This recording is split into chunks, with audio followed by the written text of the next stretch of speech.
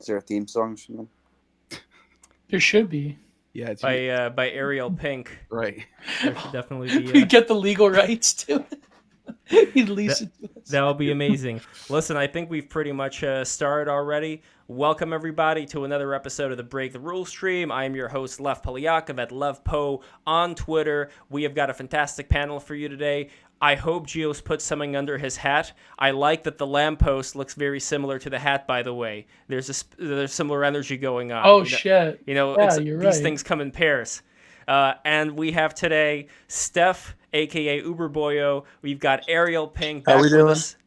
back with us in the house, and we've got Neil, Gnostic Informant. And today we're going to be talking about Gnosticism and Nihilism.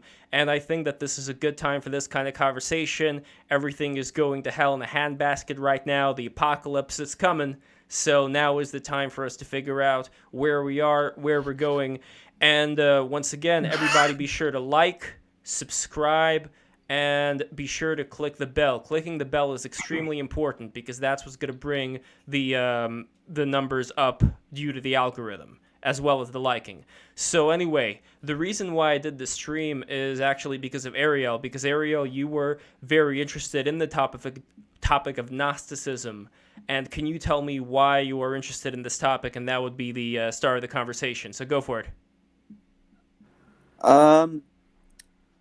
Well, I don't know. There's just a few things that I feel like I can sort of weigh in on, and that I have some sort of knowledge of. I mean, but then again, my knowledge of it is not. I'm a charlatan in that, like everything else. But it's an interesting topic to me. That's all. And we have Gnostic Informant, who has been very thorough when it comes to Gnosticism, and Steph, who has been very thorough when it comes to Nietzsche. Where would you say your views diverge? And the two of you have known each other for quite a while now as well, which I'm very happy about. So let's start actually with, let's start with Gnostic Informant. So when it comes to Nietzsche's views and the views of Gnosticism, where do you differ? Where do you diverge? Well, first of all, Gnosticism is we'd have to define what it is first, because there are some people who define it as demiurge theory, where the demiurge creates the world and Sophia is wisdom, and then there's the Christ, the Logos. That comes from Valentinian Gnosticism. But there's also proto-Christian Gnosticism that goes back to Egypt. And one of the people who passed down a lot of this to us was Basilides, this Egyptian priest named Basilides. He thought there was 365 gods. This was a whole different. This is not even Christianity. This is something else. And he also. So you have the demiurge theory, and then you have what's people consider basically Neoplatonism, where it's instead of salvation through faith, it's salvation through gnosis. That is a way more broader term. I like to go with that because there's a large umbrella of different types of Gnostics underneath that. Valentinian, Basilides, Justin the Gnostic. There's all these different types of, and so if you define it that way, now all of a sudden you can branch out into Neo-Pythagoreanism, Neoplatonism, Christian Gnosticism. But if you just go with demiurge theory, you're very limited on what you can actually say about what the Gnostics thought. In fact, there's some scholars who think that Gnosticism isn't even a real thing. It's just a term that we call. It isn't. Yeah. I mean, it's a very vague term. It's basically right. Yeah. It's basically like whatever is whatever other. It's basically like the Dead Sea Scrolls and stuff like that, or like just like things that are not conventional biblical. I mean, it's not pagan, but it's basically it's I guess it could be pagan from what you're saying. Well, that's why I like to define it as salvation through attaining gnosis instead of salvation through faith, because now you have something that you can actually define it as, instead of just saying, oh, these Dead Sea Scrolls or these non-commodity scriptures, those are all Gnostic. We'll just paint a brush over everything that's not canon or considered to be, mainstream or, orthodox, basically. because that's a whole different. Now we're just lumping everything together. So that's why I like to keep it in the simple definition of. It gets confusing though when you say agnostic. Then agnostic, yeah, that's a whole different term. It's agnostic is just I don't know, I don't have an answer. I'm not sure about if there's a God or not a God. Gnosticism is different. Gnosticism is talking about gnosis, attaining gnosis. So there cannot be agnostic Gnostics.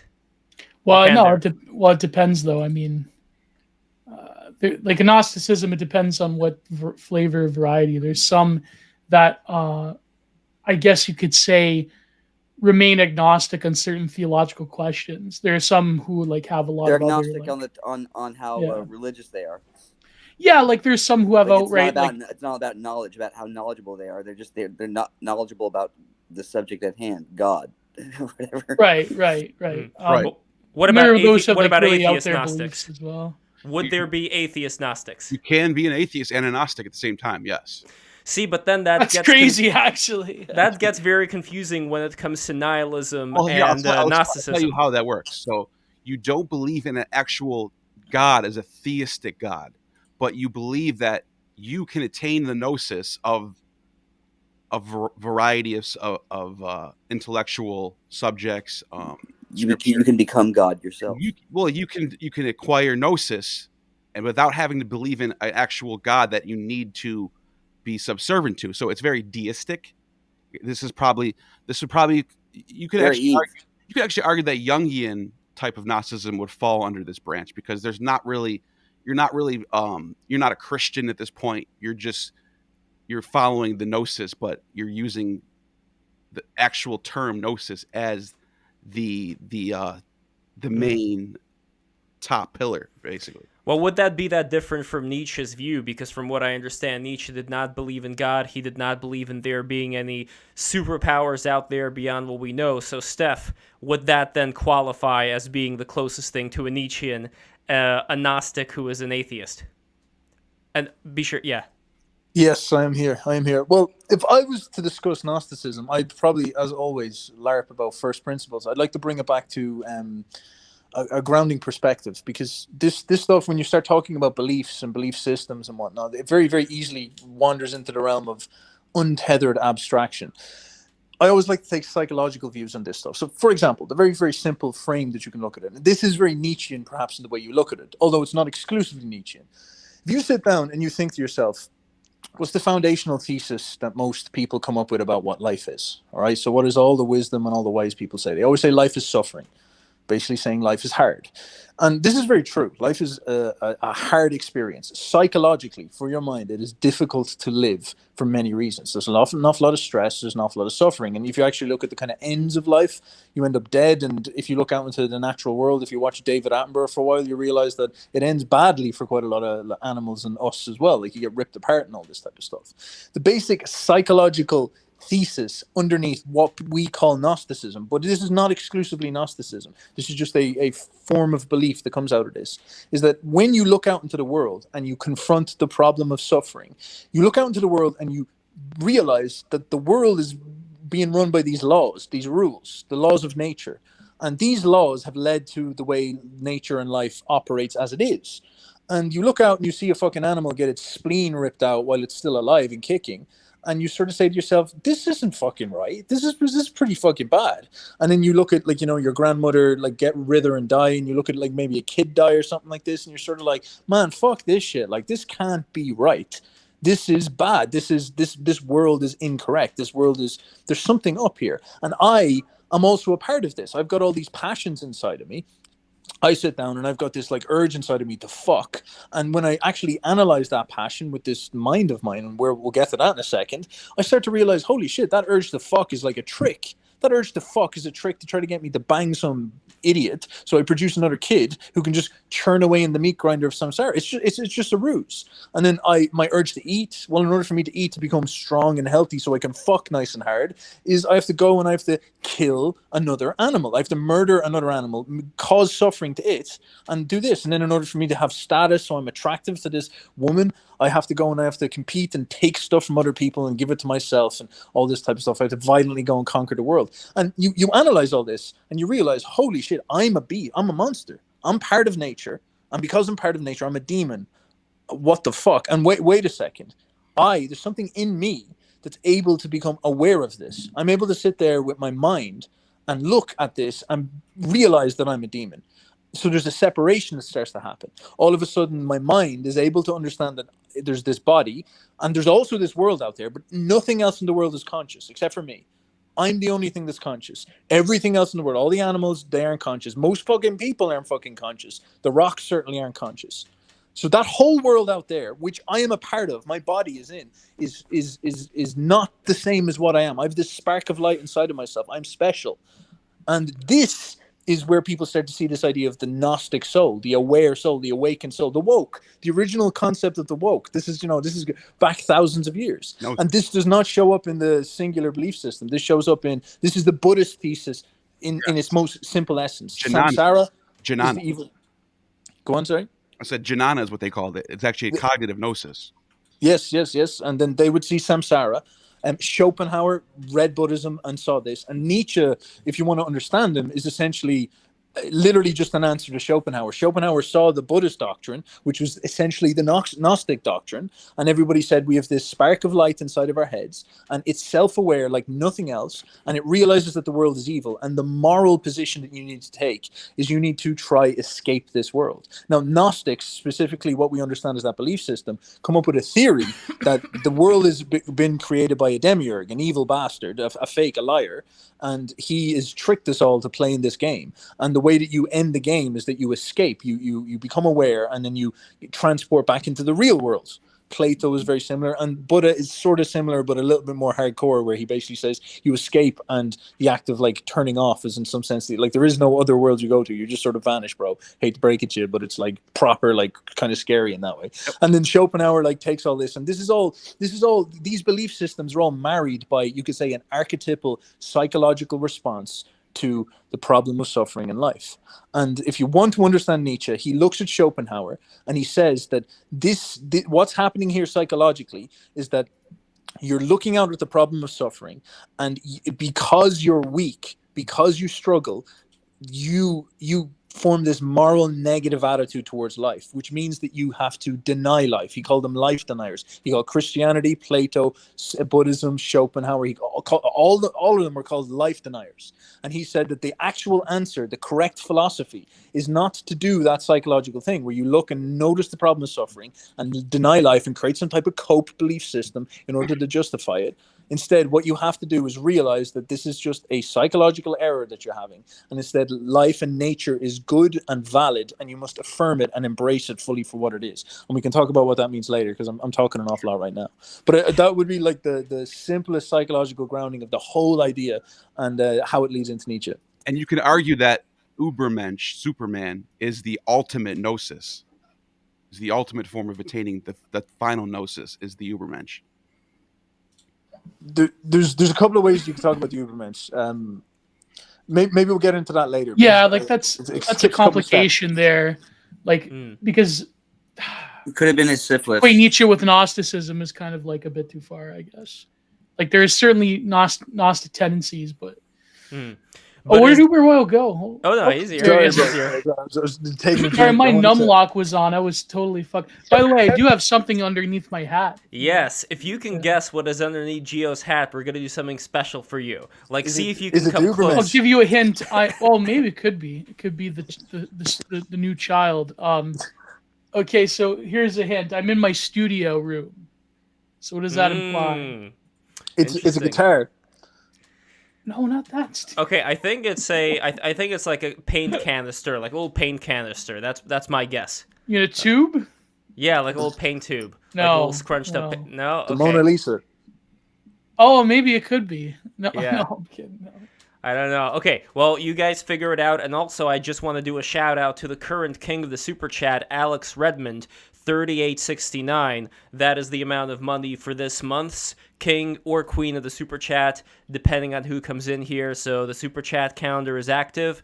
Need those Super Chats and be sure to subscribe and like and click the bell and all that good stuff. Anyway, when it comes to this question of Gnosticism versus, this Nietzschean, whatever you want to call it, my distinction is with, again, where do we draw the line between what is possible to experience in this reality? Because as far as I understand, the Nietzscheans, they have a particular grounding towards, like Steph was talking about, nature, that there are particular expected things. And then we have Tyler Hamilton on the show who talked about there being a physical resurrection of every single person on the planet Earth when Jesus comes. And Neil, we counted how many people that would be, right? Like the amount of people that have ever existed on the planet Earth. Like one person for every square 3 feet.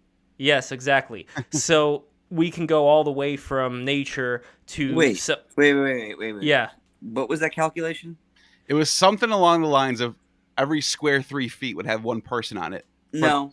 All the land, not the water, not the oceans. No way, dude. Yes. There's like more people that are alive right now than have been alive in all history. Well, that we know of, though.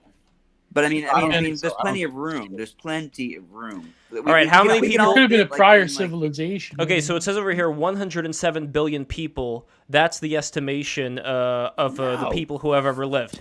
Wait. Whoa. Since what? Since Homo Homo sapien, probably, right? Yeah. Since when? Yeah, exactly. Well, I guess since they began tracking the amount It's of... all the same person. What do you mean, all the same person? I mean, we're all the same person.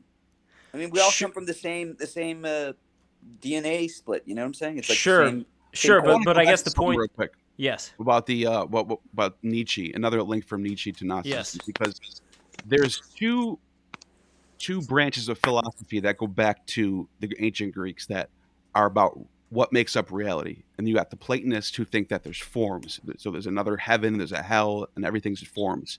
Then you have the Epicureans, who are the ones who are pretty much vindicated through science, who think that everything is atoms and void.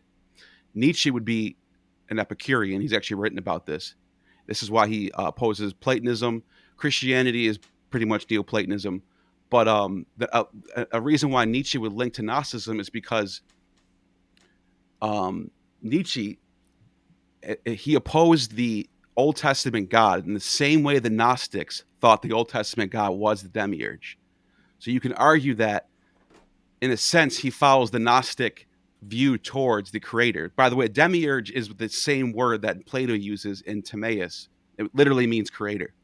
So the demiurge, the creator, the cause of all this suffering and evil, is something to oppose, is something to try to struggle with. And that's where I think Steph, and tell me if I'm wrong, I think that's where you see the connection between Nietzsche and the Gnostics. If I may say something, to me, because to me, these things as I was raised Jewish, so the Old Testament is what I'm most familiar with, and I think plenty of Christians are just as familiar, if not more so. Well, I think Gnostic would argue about that a little bit later, but go on. The what? Well, so Gnostic and I talked about how the Hebrew Old Testament had certain sayings that the Christians took out of context, and as a result, certain things that they thought, in Christianity were talking about the Messiah in the Old Testament were complete fabrications in relation to what actually they meant to say. Oh, okay, yeah, sure, that's true. But I also think that, the same argument could be made about Jesus himself, but I also think that there's I think that my view of the Old Testament, and because I see all of this stuff as being very in line in the tradition that was laid down by the Old Testament. The tradition, and I mean, this could even be this also has Greek mythology has a similar thread through it. The tragic nature of it and all that kind of stuff. But I think it's unique with Judaism or with the Hebrews because what the precedent that is set and the lineage that we all sort of come from at this point now is was laid down by those books.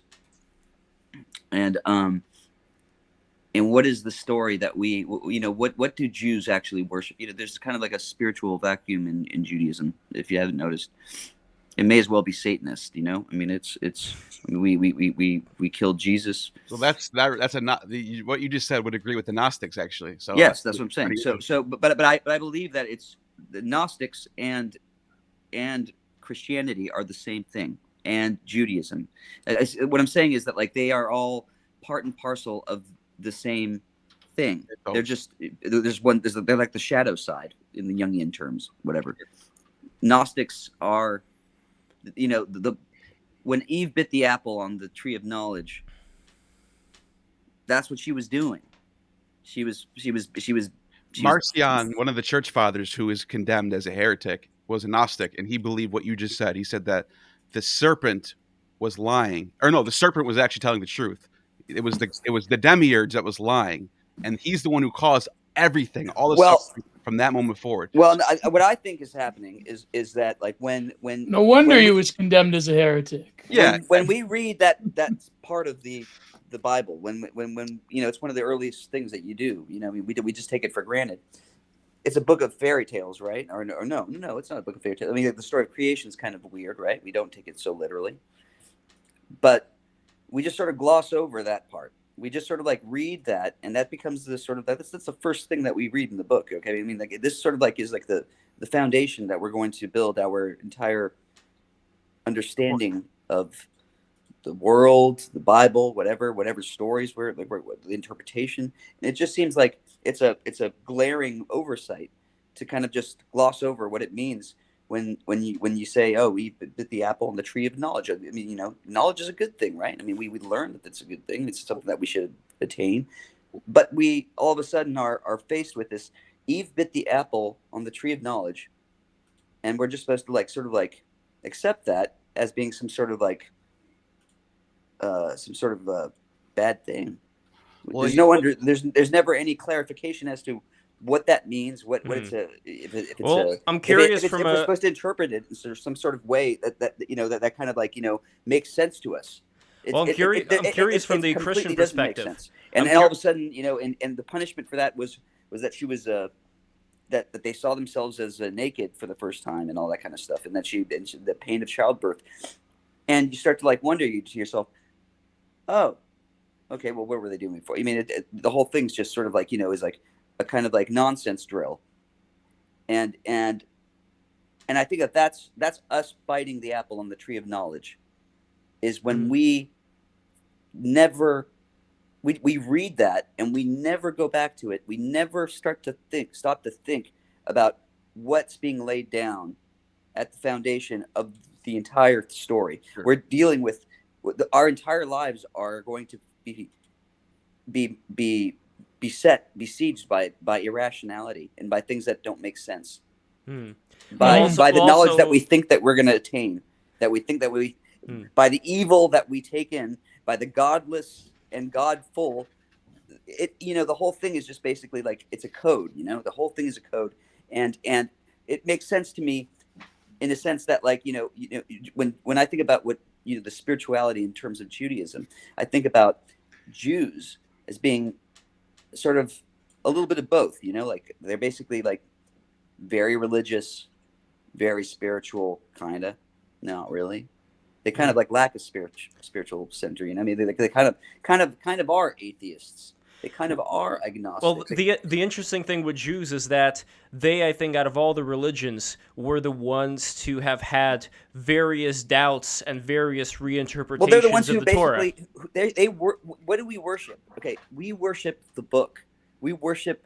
What we do every year is we read over legalism, the story of us screwing it up with God because we're bad people. We're bad at getting it. But I disagree with punishes Oh Gio. my God! What red pills? But I Red disagree pills! with with you and Gio on one point, which is, well, Gio specifically, I disagree with him on when he said that it's legalism, because legalism would imply like in China where you just read something and memorize it, while in Judaism you would have one rabbi having one interpretation of it and another rabbi having a different interpretation. We are reading it over and over and over again, so we never forget the lessons that we'll never learn. That's what I'm saying is it's doomed. It's a religion that's based on failure.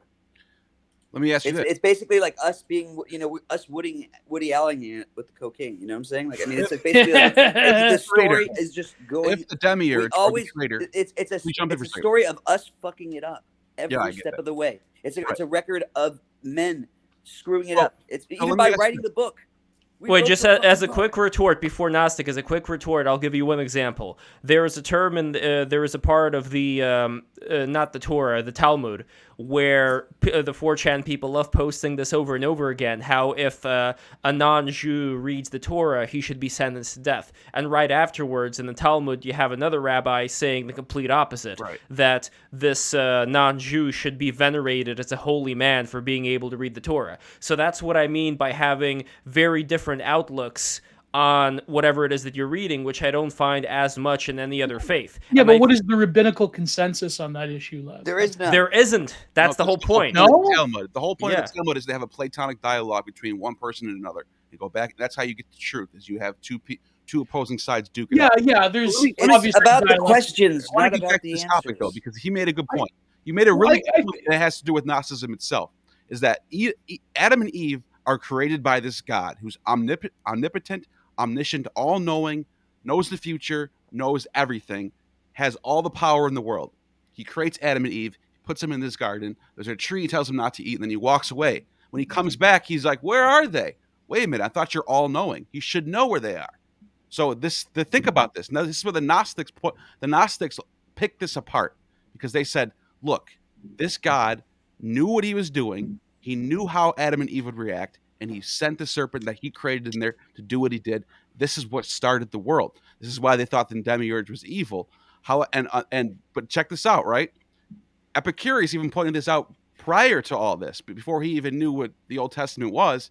He said, if there's a God that's all-knowing but can't prevent evil, is he really all-powerful? And if he's all-powerful but not all-knowing, that's really a God. And so that's a misattributed quote, though. I think that quote isn't entirely accurate. The essence of what Epicurus was saying is similar, but he wasn't. If I recall correctly, the way it's worded is different than just like outright assumption of atheism. If I recall, like that quote is misattributed, or rather, it's sort of embellished in that same way. But what would be your answer to that quote, regardless of where it's from? What answer? Well, the answer about the God question, about how could you have... If God is willing to prevent evil but not able, then he is not omnipotent. Is he able but not willing, then he's malevolent. Is he both able and willing, then whence cometh evil? There you go. Is he neither able nor willing, then why call him God? And now, if you apply this to the Adam and Eve story, there's a lot to pick apart here. There's a lot though. I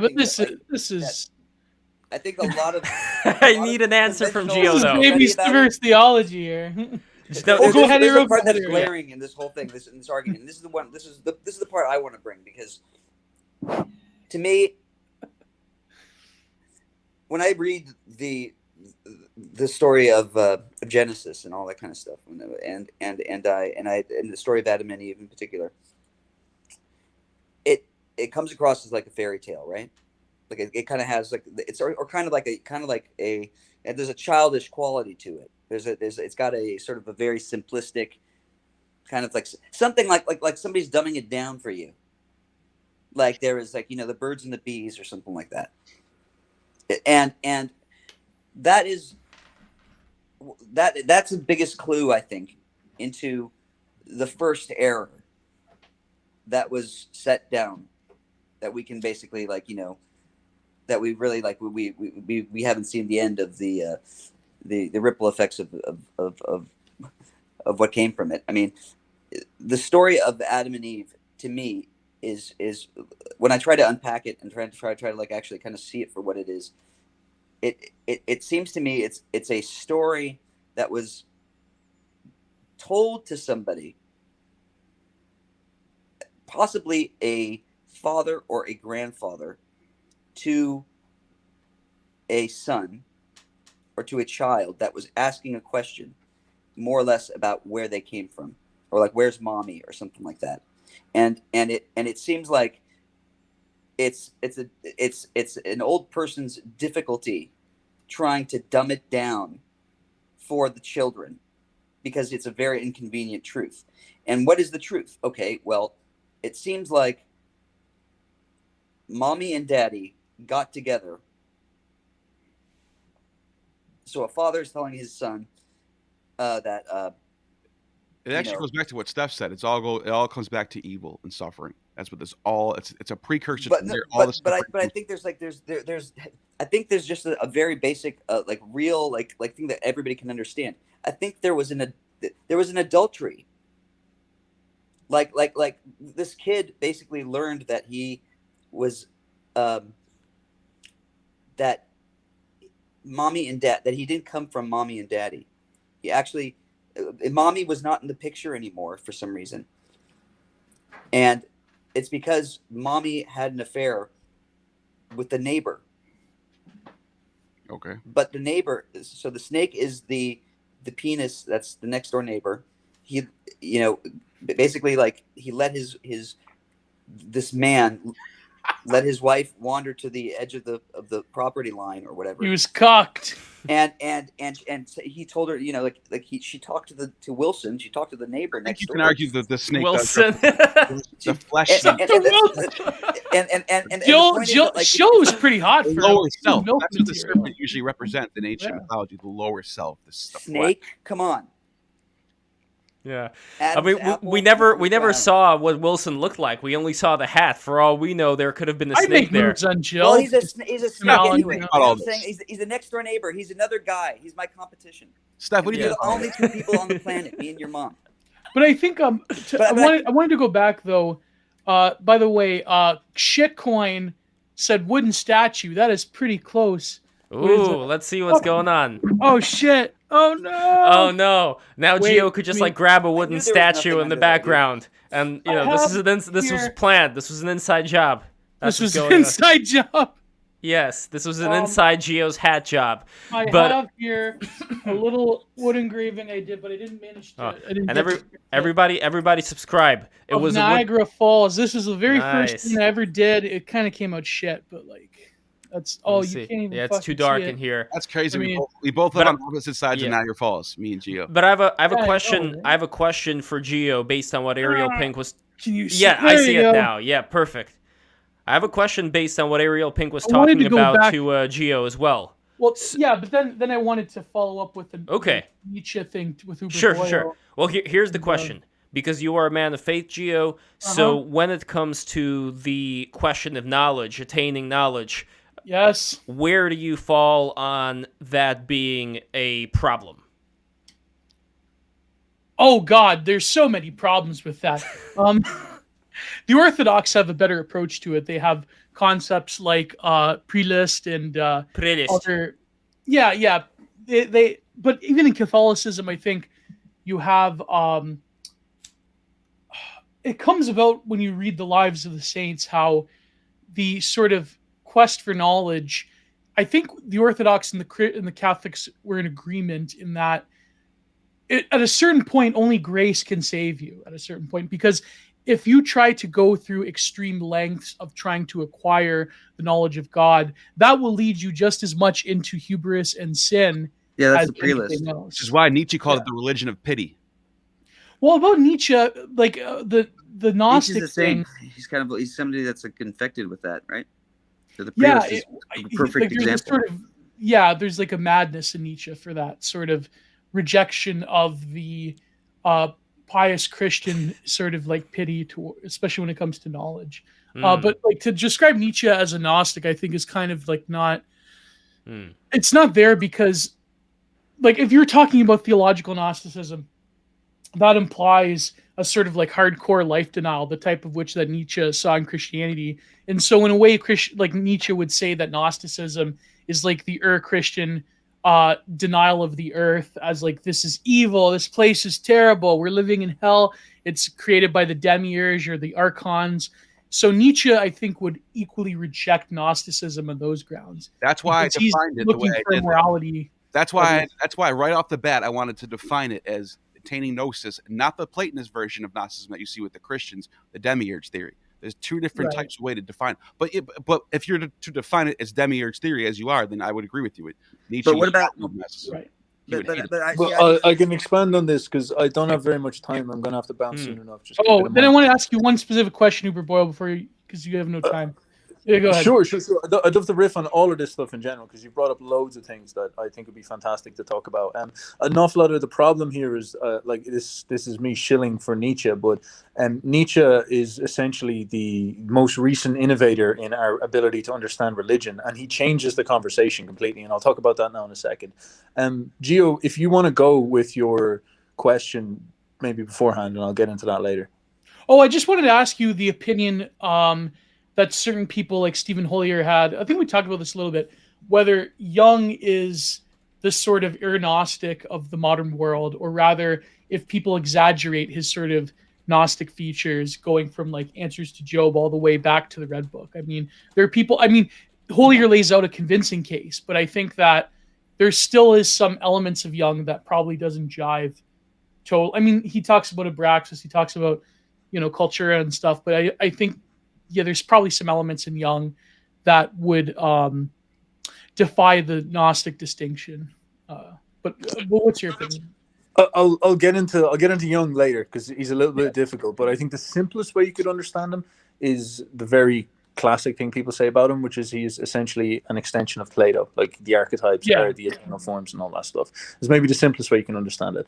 But I'll get into Nietzsche first. I'll kind of cover the Nietzsche question, because what Nietzsche does is and this is so important mentally in order to try wrap your head around this, because this is what I always try to bring to this conversation is you're talking about stuff like Gnosticism and religion, and it very easily gets lost in the abstract and gets lost in the nitty-gritty details that don't actually show us the big picture at all.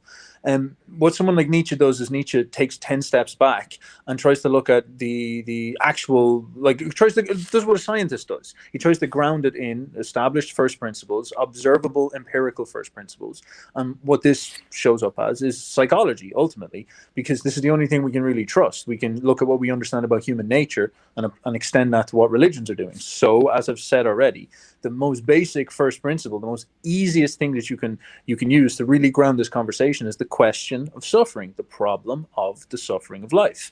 And this is it's a paradigm that you set at the foot of the whole conversation. So, for example, you sit down, brush aside all the names, brush aside all the labels. We can call it whatever the fuck we want. We can call it hoop the loop or whatever it is, whatever belief system we want to call it, but it doesn't matter. What's really going on is that all of us, every single person, no matter what belief system they have, are confronted with the pain of life and the problem of our passions and our emotions that make us engage with life, and the weird paradox that we have a conscious mind that is able to be separate of this. Now, where I'm going with this is I want to talk about what consciousness is. I want to talk about what Nietzsche meant by and maybe an opposite reaction. And the general response is to deny life.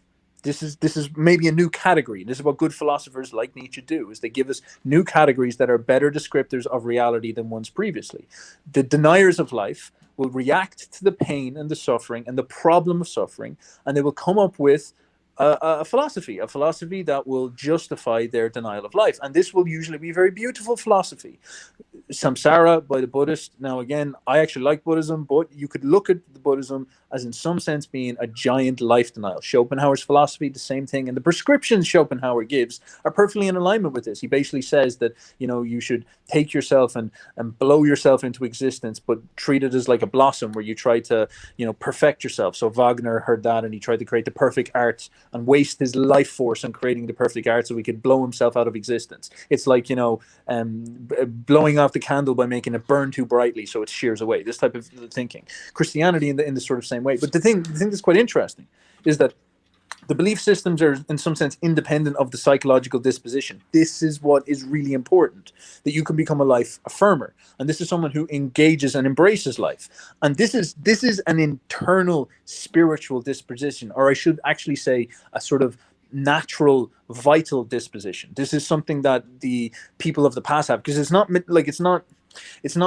about like being mean and running around like kicking people and being like, I'm in one with the laws of the world and all this type of stuff. It's almost like having creative energy inside yourself, as Nietzsche would call it, the will to power. But what he sort of meant was like the will to produce and master and manifest reality in the world, to produce energy out of yourself, to sort of be a productive creator, if you want to think about it this way. And these people engage with the world like creators and try to confront the world and deal with the suffering by building things out of it, by shaping things. And what you'll notice is that people who have this strong vital spirit, you can give them Christianity, you can give them Judaism, you can give them Gnosticism, you can give them You can't give them anything. Judaism. You can't give them Judaism. Well, all right, we'll get to that in a second. But you can basically give them Judaism will be given to you. Judaism we told you we're the chosen people, and you're not allowed. I mean, it's vague. Well, no, you can still, but it's hard. Like, it takes a long time. We make mistakes as Jews by actually kind of like pushing, like people ask us, well, what makes a Jew, how do you convert, and we just basically like come up with answers to get to shoo them away. But it's like the thing in Fight Club. You remember, you're too blonde, you're too Any whatever. journalist from Pitchfork is listening to this, he's being ironic. What I'm saying is this: is that like it's our fault. It's the Jews' fault. The Jews have instilled this mind, this disposition that you're talking about. The Nietzschean. The thing that's this is what I was getting to. This is something Nietzsche discusses. He says basically, when we say we give them Judaism, the original Abrahamic Hebrews, they had a very vital religion. They had, Yahweh was a fucking prick. He was like running around and he would punish people, and he was a bad man. But he was also a noble man in that Nietzsche said he respected the God of the Old Testament, right? Exactly, because what you were seeing in the Old Testament, because Nietzsche's not reading the fucking book and saying, all right, the book's telling me exactly what it is. He's looking at it and he's psychoanalyzing it. He's looking at it and he's trying to look at the undercurrent psychological disposition of the people who write this book.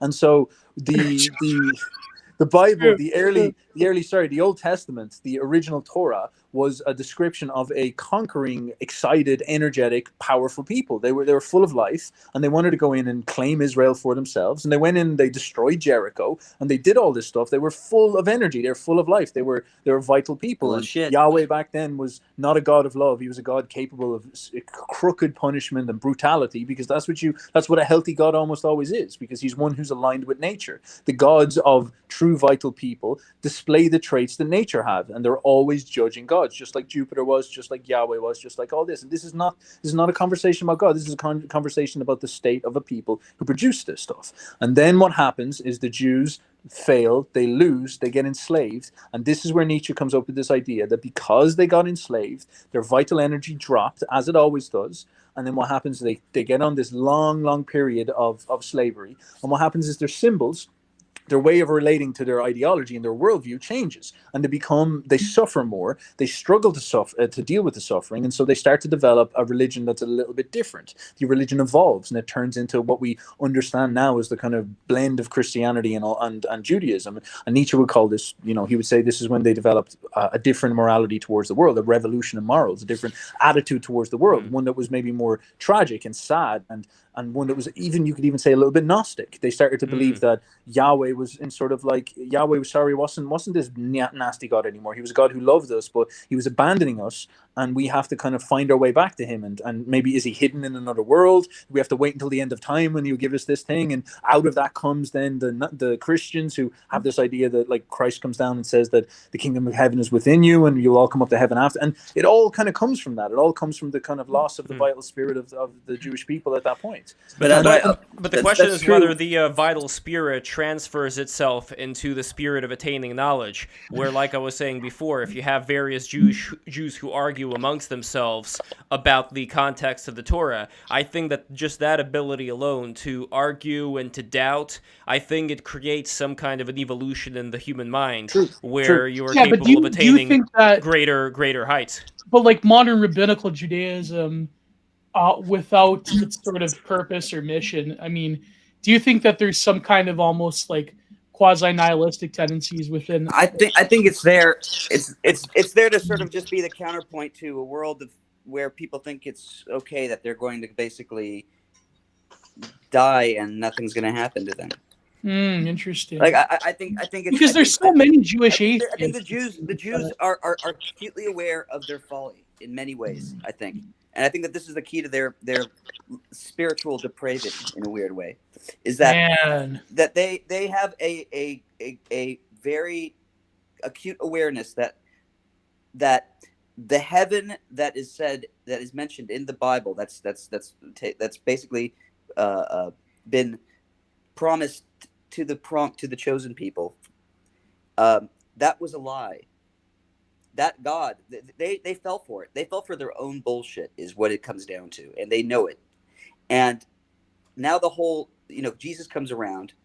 Here's a Jew that just got so, just had enough of the Jewish bullshit, knew it better than anybody, and he decides to WikiLeak the whole thing, give it to everybody, give the world the possibility of heaven and the story of the Jews. So he's that way, but Paul did that, but basically the idea that like basically there's these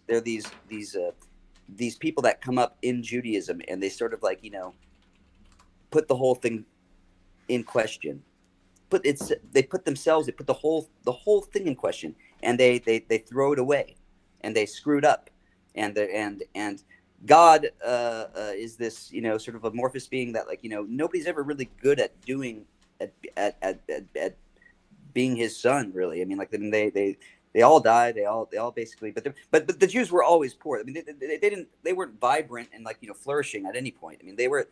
That's completely incorrect. King Solomon was one of the richest men who's ever lived. No, but that's already quite a ways from the origins. The origins started with basically, with Adam and Eve, of course, but then you have the offspring, and you have these families basically, and then you have the tribes of Ariel, though, if you look at what Joseph did for the Egyptians in terms of the grain harvesting and all that, the grain storage, with Jews you win. That's what I say to that. No.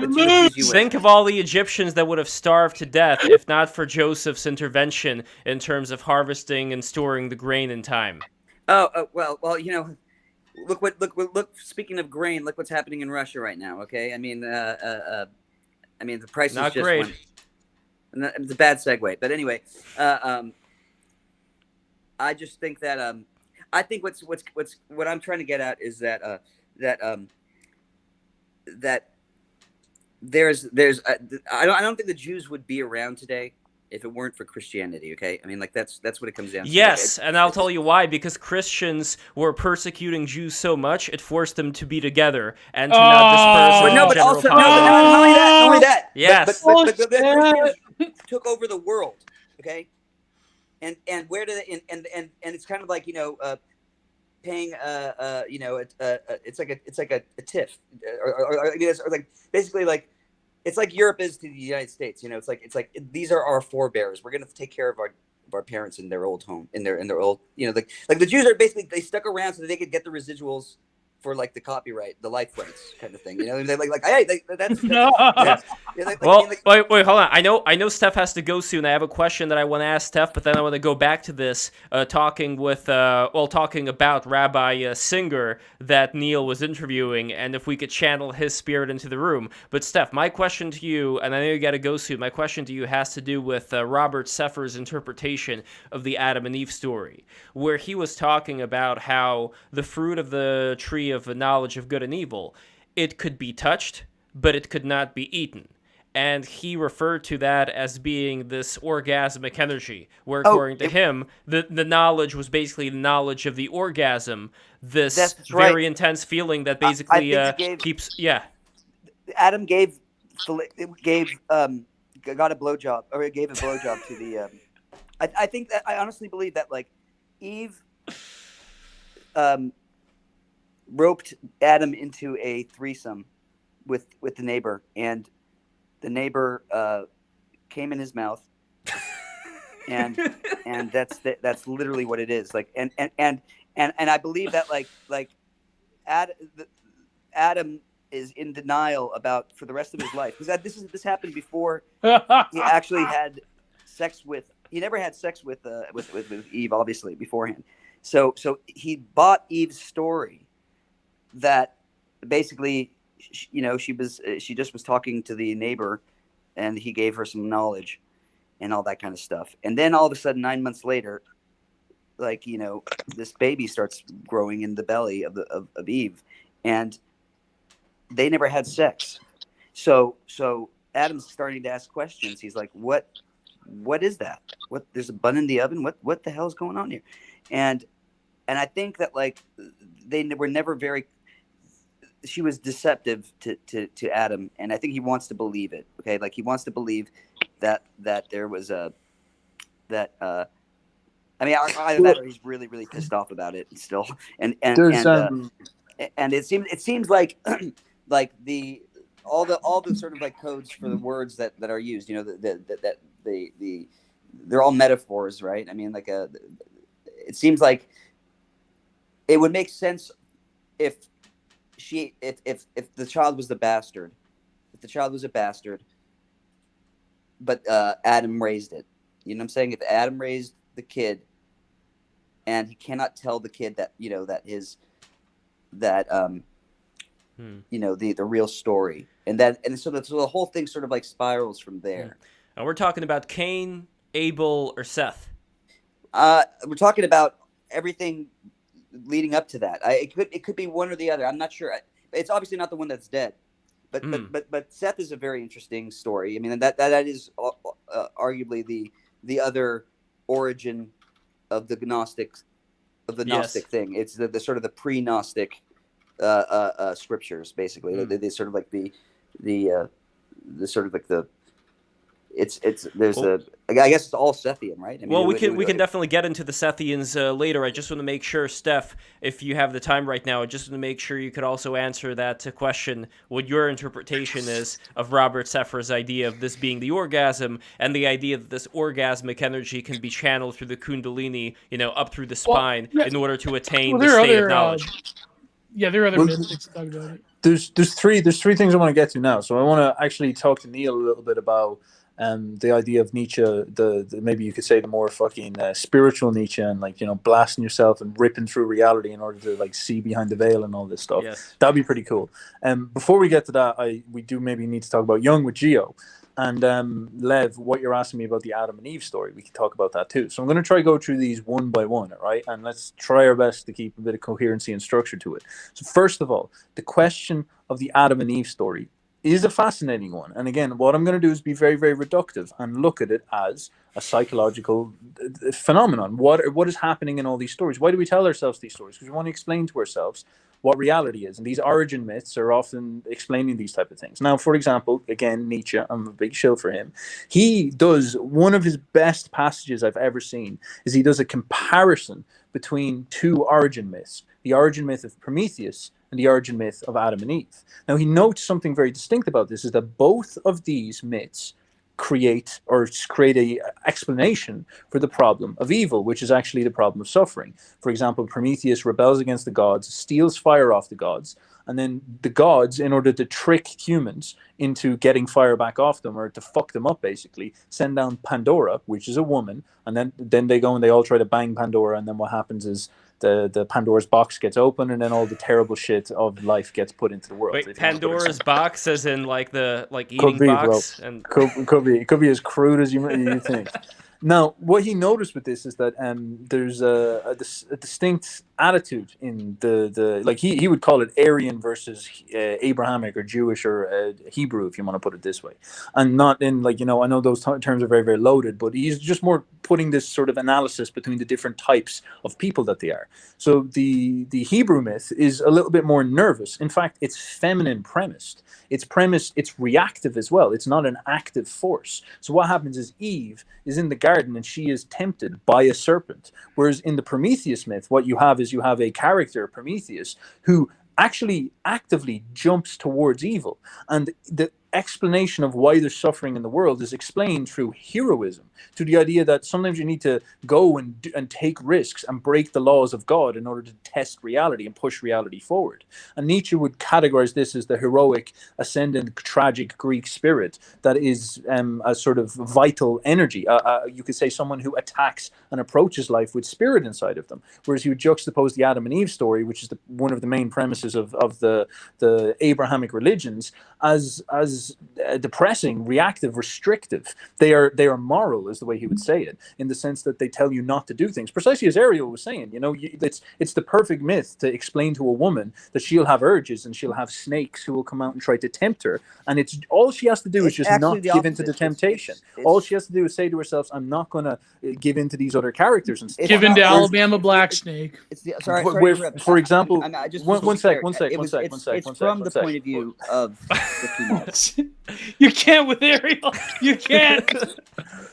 By the way, speaking of Aryan and women, Lev, did you see the International Women's Day from the UN? Did you see their support of the women in Ukraine, including women soldiers? Did you see that? No, but Ukrainian woman soldier. Ukrainian women are very beautiful. What can I say? Very beautiful, but there was a little patch on this one photo of a soldier's a woman. So yes, someone mentioned Radfem Hitler. Yes. There's a little patch on this woman soldier's chest. Is it a sonorat? Yeah. Oh, dude. Oh my! The UN posted this. Well, who knows, Gio? Maybe that means that the UN is going to be more on your side of the fence as the years roll on. They'll ask you to be fascist ambassador to the UN. You can teach everybody. You can teach everybody about the shed wives and start a movement to make sure every incel gets a government mandated girlfriend. Yes, one of those lovely Ukrainian women were going to be imported. Yes. To the West for all the incels will have a GF. Yeah, well, let's make sure we get back to the topic. And once again, Gio, rabbis and Jewish people, they serve. I'm sure Putler will cut deals with incels to import Ukrainian women. They're serving in the Ukrainian army, and Bandera is not looked at as being a Nazi collaborator. He's looked at as being a hero against the Bolsheviks. That's kind of like the main way he's looked at today as this mythological figure. Bandera, the guy who. It's a whole other. Yeah, no, well, but just any of the Nazi associations with him, they're on the back burner in comparison to the other thing that he's known for, which is being against the Bolsheviks. But anyway, I want to make sure we get back to Steph because you don't have a lot of time. I want to make sure you go through the three things. So you were talking about Adam and Eve. So I'll try wrap this one up to the point I was getting to. So for example, Nietzsche does this very, very fascinating comparative mythology thing and opens up shocking questions, because this is very true. These are two different foundation myths with two different attitudes towards a very specific problem. And this problem is the problem of evil. And the Adam and Eve story, as Ariel pointed out very well, does actually have these sort of phenomenon of a tempted female, of a woman. And it's premised on this. And the whole concept of morality is built step by step upon these ideas. It's very fascinating when you think about it. And what you also see from that is an attitude towards life which is tepid and scared and fearful. And this is what you could say is a moral attitude, which is, maybe overly neurotic moral attitude, where people are afraid to embrace life for what it is. And all sorts of things kind of a derivative of this. For example, maybe you could, people often complain about the sort of sexual frigidity of certain religions, of Christianity, sometimes of Judaism, of Islam and all this. But you could see it as stemming from, I'm not saying the myth created this, but I'm saying the sort of internal state inside people where they're worried about their passions. They're struggling with their passions. And so this attitude, this way of looking at the world is careful, is cautious, and maybe you could even say reactive, and in some sense negative. it distrusts the world. It does not like the world. It does not like the passions inside yourself. It's a psychological position of sort of frozenness, frigidness, these type of things. Now, compare this to the other myth, which is asserting and is actually willing to embrace danger. This is almost like the anti-Gnostic myth, if you want to talk about it this way, or it could be the most Gnostic myth of all, which is that you're able to assert yourself and attack nature. You're able to embrace the nasty negative laws of nature. You're able to challenge God's laws and whatnot. You're able to go for it. You're willing to do that, most importantly. You have something in you. Actually, you, Prometheus, are a god yourself, and you're willing to embrace and tackle. And the gods are not perfect. The gods are things that are worthy of being challenged and capable of being challenged. And so evil is sort of premised on, as we said, assertiveness and embracing. And this is maybe a more vital spirit. Now, there's two ways that this can go. This is kind of going to lead into the thing I'd like to talk about with Neil, is that one way would be, all right, you say to yourself, you are going to attack the world, and then you turn into the sort of very classic will to power, Napoleon, Julius Caesar, willing to do the bad thing, commit violence, organize an army, and win in order to succeed. And you see all throughout history that most of the people we revere had that type of spirit inside of them. Now, there's also another question, derivative of that, which is maybe, it gives you a model for the man of knowledge. Because the man of knowledge would be maybe the person who's willing to challenge God's laws, challenge reality, ask questions that would break forward and show us more about life. This is like the Promethean vital spirit character, but this is almost like the spirit of science. This is the spirit of the creative man of knowledge. And this is, in some sense, I think what Neil was getting at, that there is an attitude. You could say, like, maybe Gnostic is too specific to get to this, but the attitude within a person that would say, right, I'm going to take a super dose of DMT and see is that actually the real world out there, a kind of cosmic crusader, if you want to think about it this way, or a man of science who's going to try penetrate into the world with that sort of will and break every law of God by testing and seeing what's real, seeing if God is really all this. The man of words like Nietzsche, who would challenge everything that has been set forward as God's moral laws and all this type of stuff. These are a very, very interesting type of person, but they're premised on this willingness to embrace and engage and combat and compete with life and whatnot. And again, this is, you could in some sense say, the path of the life affirmer, which is, as Nietzsche would say, he would see it as the positive attitude in some sense. I'll leave it at that because I said an awful lot of stuff. If you have any thoughts on that, we can rip into that. Or somebody who does not spill the cup of Hermes, and as a result, they end up not dying, which is not true in terms of humans today. Even if humans don't spill the cup, they still end up croaking. But I guess the idea here with Adam and Eve was that when they chose to partake in this orgasmic sensation, they ended up spilling the cup of Hermes, and they became mortal. While the immortal gods who are out of time, they don't have that kind of problem. And I guess the question here is, in a very literal sense, what ends up happening to a human being if they decide to, maybe not through one lifetime, but maybe through several, go through the steps of channeling that sexual energy into something higher? Do they, in a very real way, end up becoming like the gods, end up becoming immortal spirits, as opposed to just fluttering in the wind somewhere with their various parts being influenced by advertising and whatever other people think of them, and those parts just end up scattering in the wind, and there's no like complete human being that ends up ascending beyond humanity? This is a hard question because there's an awful lot of premises. Like you got to ask yourself about reincarnation, what you can take forward with you into other lives.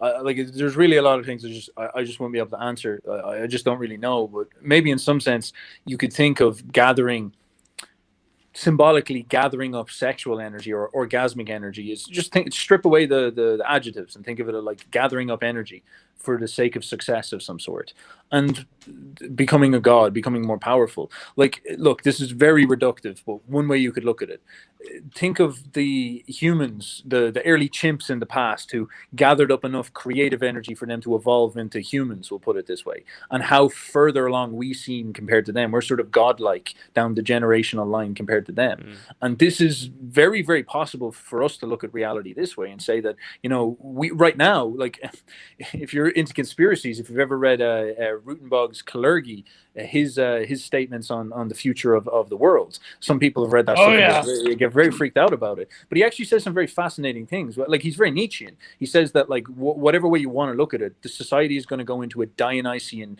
and chaos for the next 100 and 200, 300 years. And what will happen is, like, all the looseness of society will be opened up and all the instincts will come back out. And people will actually self-select into these castes, if you want to put it this way. And what will happen is there'll be this, like, he predicts free love and sexual free love and all this type of stuff.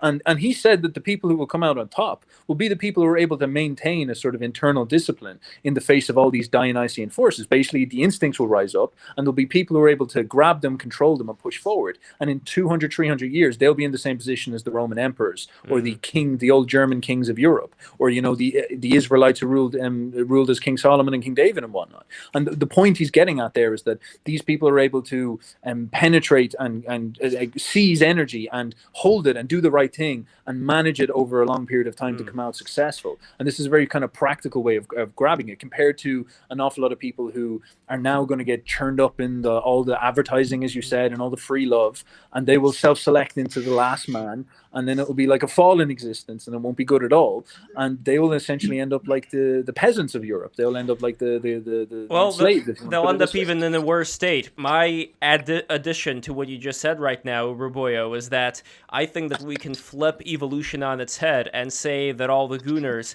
all the people who have succumbed to this sexual freedom, they are not going to be people in the end. They are going to succumb to the instinct so much that they become animals. They'll become the monkeys, where the monkeys don't really have that much of a choice as far as what you do with the instincts that you're given. They're just kind of on autopilot. And I think that's what is going to happen to the majority of humans, and I think this is what happened before. I think the animals that we're seeing today all around us, they were humans once. Their ancestors were humans, and then they started devolving into animals, and then other humans came in from the other galaxies. They seeded the planet with their DNA, and here we are today. Anyway, that's my shizzo. That's my shizzo rant. Oh my god, it's so fucked up.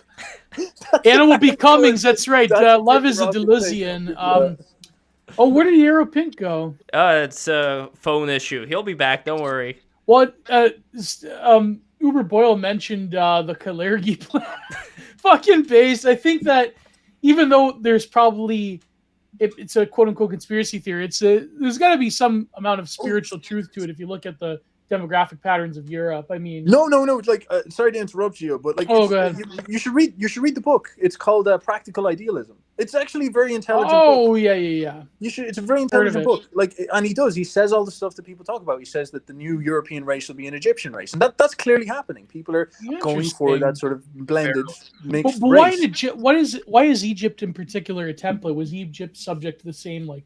That's a very good question. Because Egypt was actually ruled, as Robert Seffer would tell you, by shall we say, people who weren't necessarily the same as the people who were ruled over. And I think what Nietzsche said is he wanted to see a new group of people come out of the chaos that was coming for the next 200, 300 years that would be stable enough to, or sort of rule like a German aristocracy that ruled Europe, because that type of stability is the only thing that can project plans and goals that are longer than. I think like within a multicultural framework or with a multiracial framework, that's the only, I think, idea of imperial that could exist. That's why I think I had this tweet, and it's kind of like, I'm being ironic, but it's kind of true about the sort of like the idea of like Putler's like Eurasian model going around is much stronger than the Canada thing, because you almost need like, it's like what Nick Land said once, where when you get to a certain level of complexity, but also of like high civilization, meaning like multicultural decay, anything than like, I think he said this in Fang Newman, no, it was in Dark Enlightenment,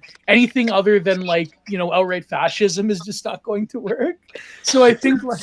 Well, Gio, Putler is the perfect example of multicultural decay, way more than the United States and way more than Europe. Because here you actually have people who were enslaved for hundreds of years. They have this mentality, while on the opposite end, to contrast with some of the opinions here, people who come out from whichever country, whichever race, whatever you want to call it, who are able to achieve the exact same level of intellect, knowledge they have no problem at Yes all and no. integrating Yes and no. into the society. While here you have huge people who you would say, they're like white, European, Slavs, whatever, who have undergone over a period of a long time a state of degradation. And again, I believe that even though there are differences between peoples, these are differences that can change over time. Look at the South Koreans and North Koreans Yeah, over but a very short the point amount of being time. is that like people within, I guess you would call it, for lack of a better word, the Eurasian sphere have at least not commonality. Well, yeah, commonality, but they have at least like a shared history compared to like the Ellis Islanders. Well, a being shared a product history of being one. enslaved. That's not a Yeah, great but a shared Puerto history. Rican doesn't have a history with a Bangladeshi more than a Indian has a history with a white, like British but even with the European. Bangladeshi and the Indians, so many of them were like low under caste, and they were also enslaved in a certain way. No, and but I that mean the carries a lot of relation weight. to like a Puerto Rican or a British person. Like my point being is that you need what they're trying to do is essentially what the Roman Empire did when confronted with different cultures, where you need sort of a collective understanding of what is an imperial culture in order to fulfill certain goals. Because the way that the Canada model is laid out is total bullshit, and we're starting to see the sort of cracks. But that's a side issue from the stream. I'm just saying, like, there's tend to be like this push towards a totalization of a plan confronted with these various forces of, on the one end, up until very recently, we have this like, sort of nihilism within the West. On the other hand, we have now this sort of rebirth of like a very, you could almost say, neo-Gnostic religiosity going on at the moment. And I think that people are coming up with schemas to sort of guide people into different ways of being, because anything then, like, I think we've gone through the critique of meta structures and the critique of grand narratives for long enough. It seems that there's a thirst towards either, on the one end, total annihilation, or on the other end, grand narratives again. It seems people aren't satisfied with the middle anymore. Like, let me just say briefly on this, and I'd love to get to talk to Neil then about some of his thoughts on the kind of Gnostic Ubermensch thing we were talking about, the Promethean Gnostic or something like that. Actually, to Lev's point and sort of to Gio's point there as well. Like, I actually think that book, Practical Idealism, is a fantastic book to read, because he's so straightforward with what he's saying, and he's describing. He says very clearly, actually, it's so interesting. He says very clearly that the problem of Eurasia and Russia is the big problem facing Europe. And the communist problem is what that sort of evolved into, first of all. And Europe needs to come up with a big idea, a big super narrative that can capture the spirit of Europe. And what they were looking at back then is that Europe was trending. It was like the French Revolution was the main values that Europe cared about. And so he was sort of saying, all right, well, we should just continue betting on that. And Hitler actually showed up and knew of Kalergi, and Hitler was like, fuck this guy. No, he's like just some type of aristocrat half-breed who's coming up with something to suit his own reality, and we want to go in a different direction. And so there was actually a very interesting meta-narrative war, a Weltanschauung war, if you want to think about it this way. And Hitler obviously lost, and what you saw was this meta-narrative get installed and projected and put into practice. And this is a very inspiring one. Like, it's a big idea to say that we'll all join together and be fair and equal and share. And it's actually sort of similar to the communist one, but it's offered in a sort of different way. It's offered as a sort of capitalist utopia or something like this. Whatever. You can look into that. It's very much what Gio is sort of saying, is that when you have that positive future and positive, futuristic, hopeful ideology, it actually is more inspiring than some of the negative like restrictive takes that we see a lot of people do. Now, I think a very good critique of this is that these guys might have been very short-sighted in the problem of like shared identity and shared history and the long-term consequences that, as Gio's point now, I think that's a very serious thing as well. And there's every reason that they could be wrong. They're no geniuses. They're just trying to enact a plan. It's the same way as the communists were wrong as well. It's really important to keep that in mind. And obviously, because it's so charged, no one ever wants to like try dance around the nuance. But all that is aside for a little bit. Look, basically, Neil, like, what are your thoughts? Because I was saying an awful lot of stuff there, and I think one very, very interesting angle that you were bringing up is that shearing into reality and the sort of Gnostic vitalist approach, or maybe a Gnostic Promethean approach, or something like that. Well, to touch on something else you were talking about with the identity of the sort of people in Europe, well, Nietzsche points out that he calls them Hyperboreans. Now, if you know what Hyperboreans are, this goes back to the history of Herodotus, 5th century BC. where he identifies the people in the north as a group called the Hyperboreans, and he describes them as people who having one eye and having gold guarding griffins flying around guarding. Like he's describing it completely mythological, and this was taken as literal history back then. So I think Nietzsche's using the Hyperborean term for a reason, basically saying our people are a different breed of people who are basically built in a certain way that is diametrically opposed to the Judeo-Christian type of breed.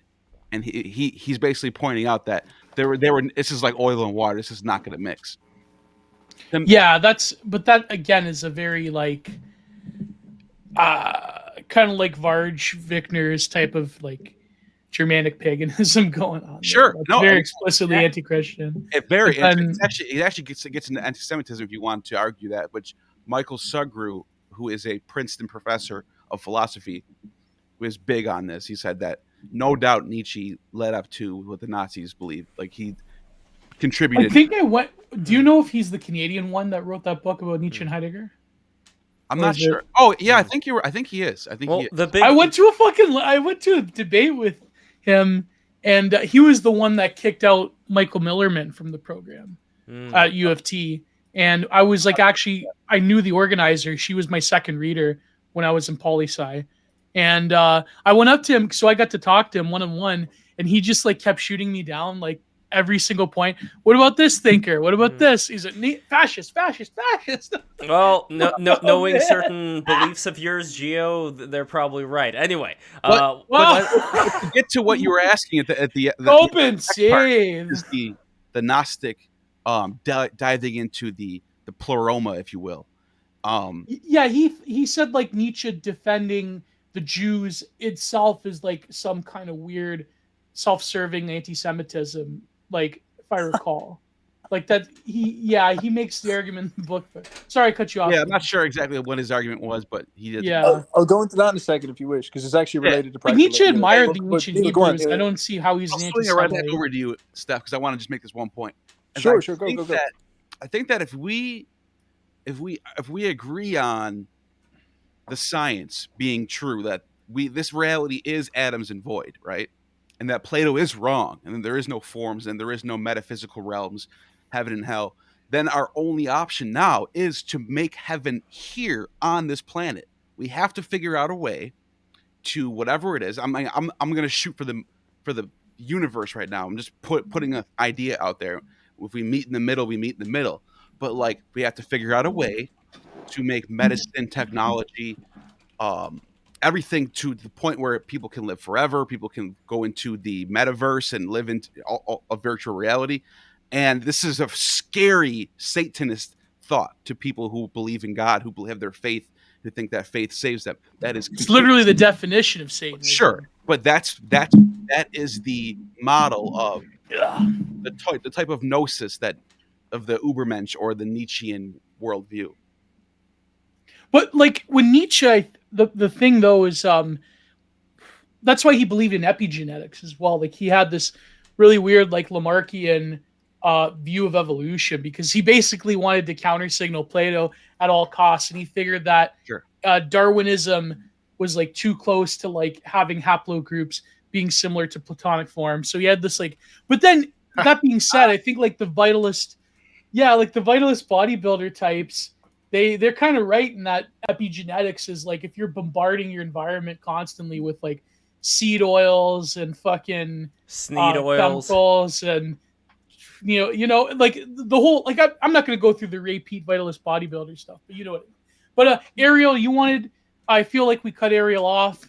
Yes, and by the way, Gio, do you see what was on the screen before Ariel came in? No, what was on the screen? All right, check it out right now. Just go on YouTube, like open up the link and check it out. Oh, okay. But yes, Ariel, I'm glad you're back. You're on the laptop. I should monitor the chat more. You're on the laptop, I see, right? Yes, so... Yeah, I'm on the laptop. Excellent. Yeah, and Gio, let me know what you think about what was on the screen, which you were not aware of in the placeholder. But anyway, everybody listening right now... Fucking rat! No! Rats off to you. Okay. Okay. All right. And everybody be sure to subscribe. Patreon.com/breaktherules. Okay. Anyway. I hate rats. Oh. No, they're cute. Anyway, Ariel, Ratatouille. Not when they're eating through all of your tomatoes. You should put a rat under your hat one of these days and have him like control you when you're painting and like Pinky in the Brain. No, like Ratatouille. You remember he was controlling the chefs. Oh yeah. Yeah, by pulling the hair. Anyway, we could have Ray Pete on BTR. What if we could pull that one off? Yeah, absolutely. Amazing. All right, Ariel, you are back. Were you able to listen to the conversation so far? Oh, you were muted right there. I kind of got lost for a second because I had to switch over to the laptop. So but it was patchy before that, so it was just kind of cutting in and out. Maybe we repeat the whole thing. No, I'm just joking. Well, maybe. Yeah, I seem to be going in the direction of talking about. I guess sum it up for me. I guess I don't know. What is it? Well, Gio, you were talking you were talking before about Ray Pete and about this vitalist view of nature, and again, what I'm not really sure about at all. Well, what I would say I very much disagree with is putting people in any particular position where, for example, when I was talking about the devolution of people into the animals, what I hate is that when people then make the connotation that means that there should be some exclusion of people who they, suspect are like, whatever based on certain characteristics. Wait, what about animals? No, the idea is that if people, including, I would say, the Slavic people who have spent a lot of time under slavery, if they get into the mentality of acting like, having a slave mentality, then that is something that I would say, for anybody who would say, oh, Lev thinks like so-and-so is an animal. I absolutely do not. What I think, though, is that people end up getting more into an animal-like mentality, into more of an instincts-based mentality, away from reason, when they are subjugated by other people.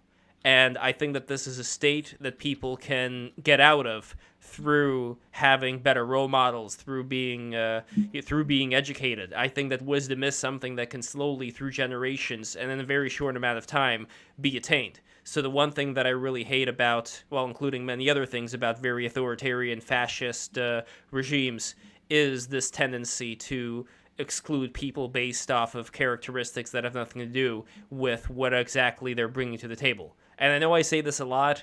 It's something that I keep repeating ad nauseum because I think that there is this distinction that a lot of people have in their heads where they think that, because the majority of whoever happens to be in a certain way culturally right now, that means that there should be like this strict, the strict wall between them and those that do not share that particular culture. I don't know. I think that certainly in many cultures and peoples, there has been this sort of weird relation, either in the negative, but mostly in the positive, between the animality and the human being reduced to animal, both in Hinduism and in, even like right up until the pre-Socratics and the Platonics, or rather what Nietzsche called pre-Platonics. You have like that one, who was it? Oh, sorry, I'm getting confused. It was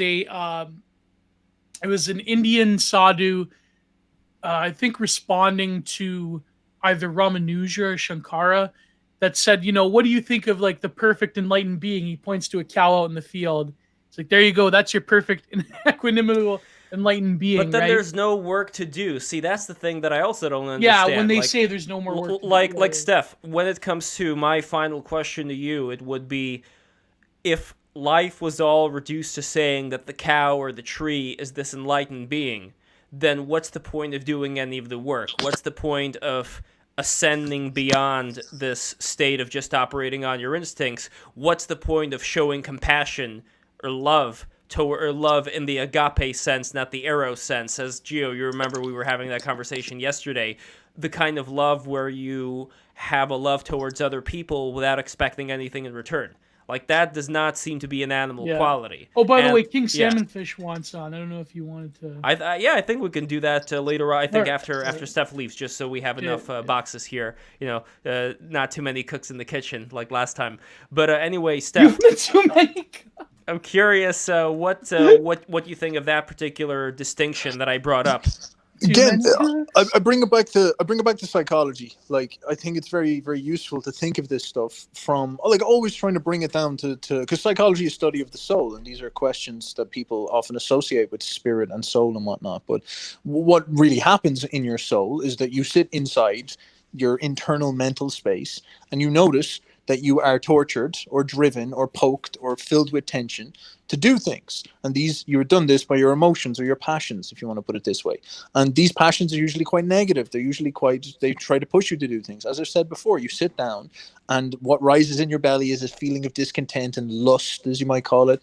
And then you need to become strong so you can go and become high status. So you're filled with like this animus towards killing animals and then eating them and then going and working as a warrior in order to do whatever. Also, you can get a girl, and these animating passions, these things that push us to do this stuff, they're horrible. Like actually, very little about the passions is positive when you think about it. Most of the chase to get a girl is negative. It's like tension. You're running after her, all these type of things. Most of the struggle of life is negative. Like your emotions pushing you on with tension, and you get these brief moments of orgasm. And they're like this blast of kind of like yes, or this dopamine kick you get off eating nice food, or this dopamine and testosterone kick you get off winning, or something like this. And these are flashes after a huge uphill struggle of effort. You get these 10 minutes on the summit and then it's gone again, this type of thing. And this is what Buddha noticed fundamentally, is that he was like basically like, man, what the fuck are you doing? Like, are you serious? This is bullshit. You're just stuck in this up down cycle, this cycle of samsara. It's a constant rise up, maybe a short victory, and then you fall back down again. And he just basically looks at the whole thing and he says, like, let's stop participating in that game. And this is where this equanimity and this is where this phenomenon that the higher values are peace and enlightenment and equality and all these type of things and tranquility. This is where these come from. Now, like, this is very reductive, but there's something to this. There's something very fascinating to look at this, because then the enlightenment of a cow is actually attractive, because all a cow does is sit around and does fucking nothing. And it's this escapism, if you want to think about it this way. It's this calmness. It's this peace of mind, if you wish.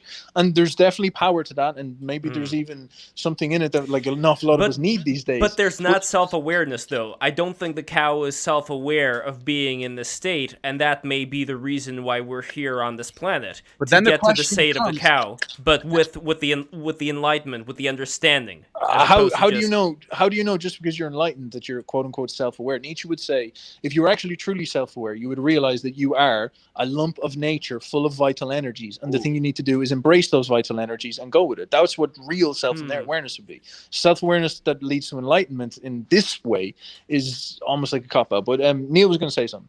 But this is a really good point that you're bringing up, because then the question becomes, if it's all about the state of mind, right? When do we introduce the question of hallucinogens, not even just hallucinogens, but other substances that can affect the way we perceive reality? Or is it going to be even more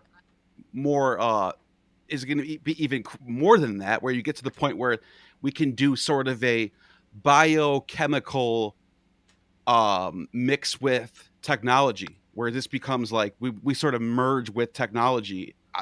I mean, I'm just throwing stuff out there, but if it's all about, the reason why I'm saying that is because if it's all about the state of mind, there are ways we can deal with that as far as science, gnosis, all that stuff. I think it's a mistake to even like think about any of these things as being prescriptive. Like, I mean, Nietzsche philosophy or or religion. I mean, especially now in light of where we're going, actually, which is a soulless place. I mean, they're literally they've more or less extinguished the soul. Well, what about music and art? You make music. You know that's not soulless. There's music. That's going away, dude. It's going away. I mean, it's already it's gonna happen it's gonna happen, and it won't even matter that I'm saying that it's gonna happen, because it's already here. It's happening, and anybody that wants to deny it is like. But then, how much is the soul? It doesn't matter because We're Well, being how- corralled into a slave state. So we're gonna be forget the art, forget like Okay, but forget then history, there we forget go the though. religion stuff. I mean, we're not gonna be able to talk about it. But Ariel, here's the important point, though. What you said Yeah. right now, we are being corralled. We are being corralled like cattle. In that way, I think the loss of self-awareness, something that I think is built up over time, that is something that is going to result It's not in built up people over time. being. It's been induced. It's been Sure. induced externally in rapid succession. But it's more or less like we've been allowed space to sort of like cultivate our interests and to sort of like investigate history, and we live in a timeline. We're in Christ's time right now, so we are able to sort of like contextualize everything that's happened in Christ's time, and since there hasn't been any interruption, we can basically sort of orient ourselves in time and in history, in our place in the world, in our the whole way that we view this conversation. Everything is through this Christ lens, through the Christ time, and what's being ushered in right now is a year zero kind of situation where we're basically going to be starting over. They want to get rid of any trace of Christ ever having existed, and all of history wants to go away, and because it's basically, it reminds people that about these things, and that's what's in their way. But they're going to get around it anyway, because it's just going to be, they're going to do it by brute force. Well, I'm just saying that if doesn't it's matter. happening right now, I don't think it's the only time it happened. It may have happened before, which is why I said that people who are deprived of self-awareness, people who are just corralled into the goon cave, they are going to devolve into an animal-like state. And the question as far as what happens after that, who knows? But Steph, and I know that you have more to of go a robot state. I think it's robots. more of a robot. Like it's not going to be like an animal. It's like more like we're going to be like headless chickens that are being like bred and just kept alive. Yeah, but And what's the experimented. difference? Well, that's What's the difference? wireheading Maybe- idea as well. Yeah. But what's the difference between For, animals and robots in that sense? Bricks out of our blood and that kind of thing on Mars. Because, I mean, look at the So- chickens, like the way that the Sorry? chickens live in the Let me point chicken out- coops. Check this out, right? There's Yeah. an Assyrian tablet from 2800 BC. It says this in cuneiform. This is the translation. Our earth is degenerate. In these later days, there are signs that the world is speedily coming to an end. Bribery and corruption are common. Children are no longer obeying their parents. Every man wants to write a book, and the end of the world is evidently approaching. Every man wants a Substack. That is 2800 BC. That's 5,000, almost 5,000 years ago. So people have been saying this rhetoric forever. It's just that you have to sort of try to come out of the lens of if I'm making sense or no. No, I'm not saying that the end of the world is happening. By the way, I'm not saying that the end of the world is happening. It never ends. That's the big lie. Obviously, it's just kind of like any kind of like hierarchical order that sort of like sets itself up, and like like if you're like a mystery school or whatever, you've got the 33rd degree Masons. What is it? Oh well, what not? They have secret knowledge. Maybe who knows? We never get there.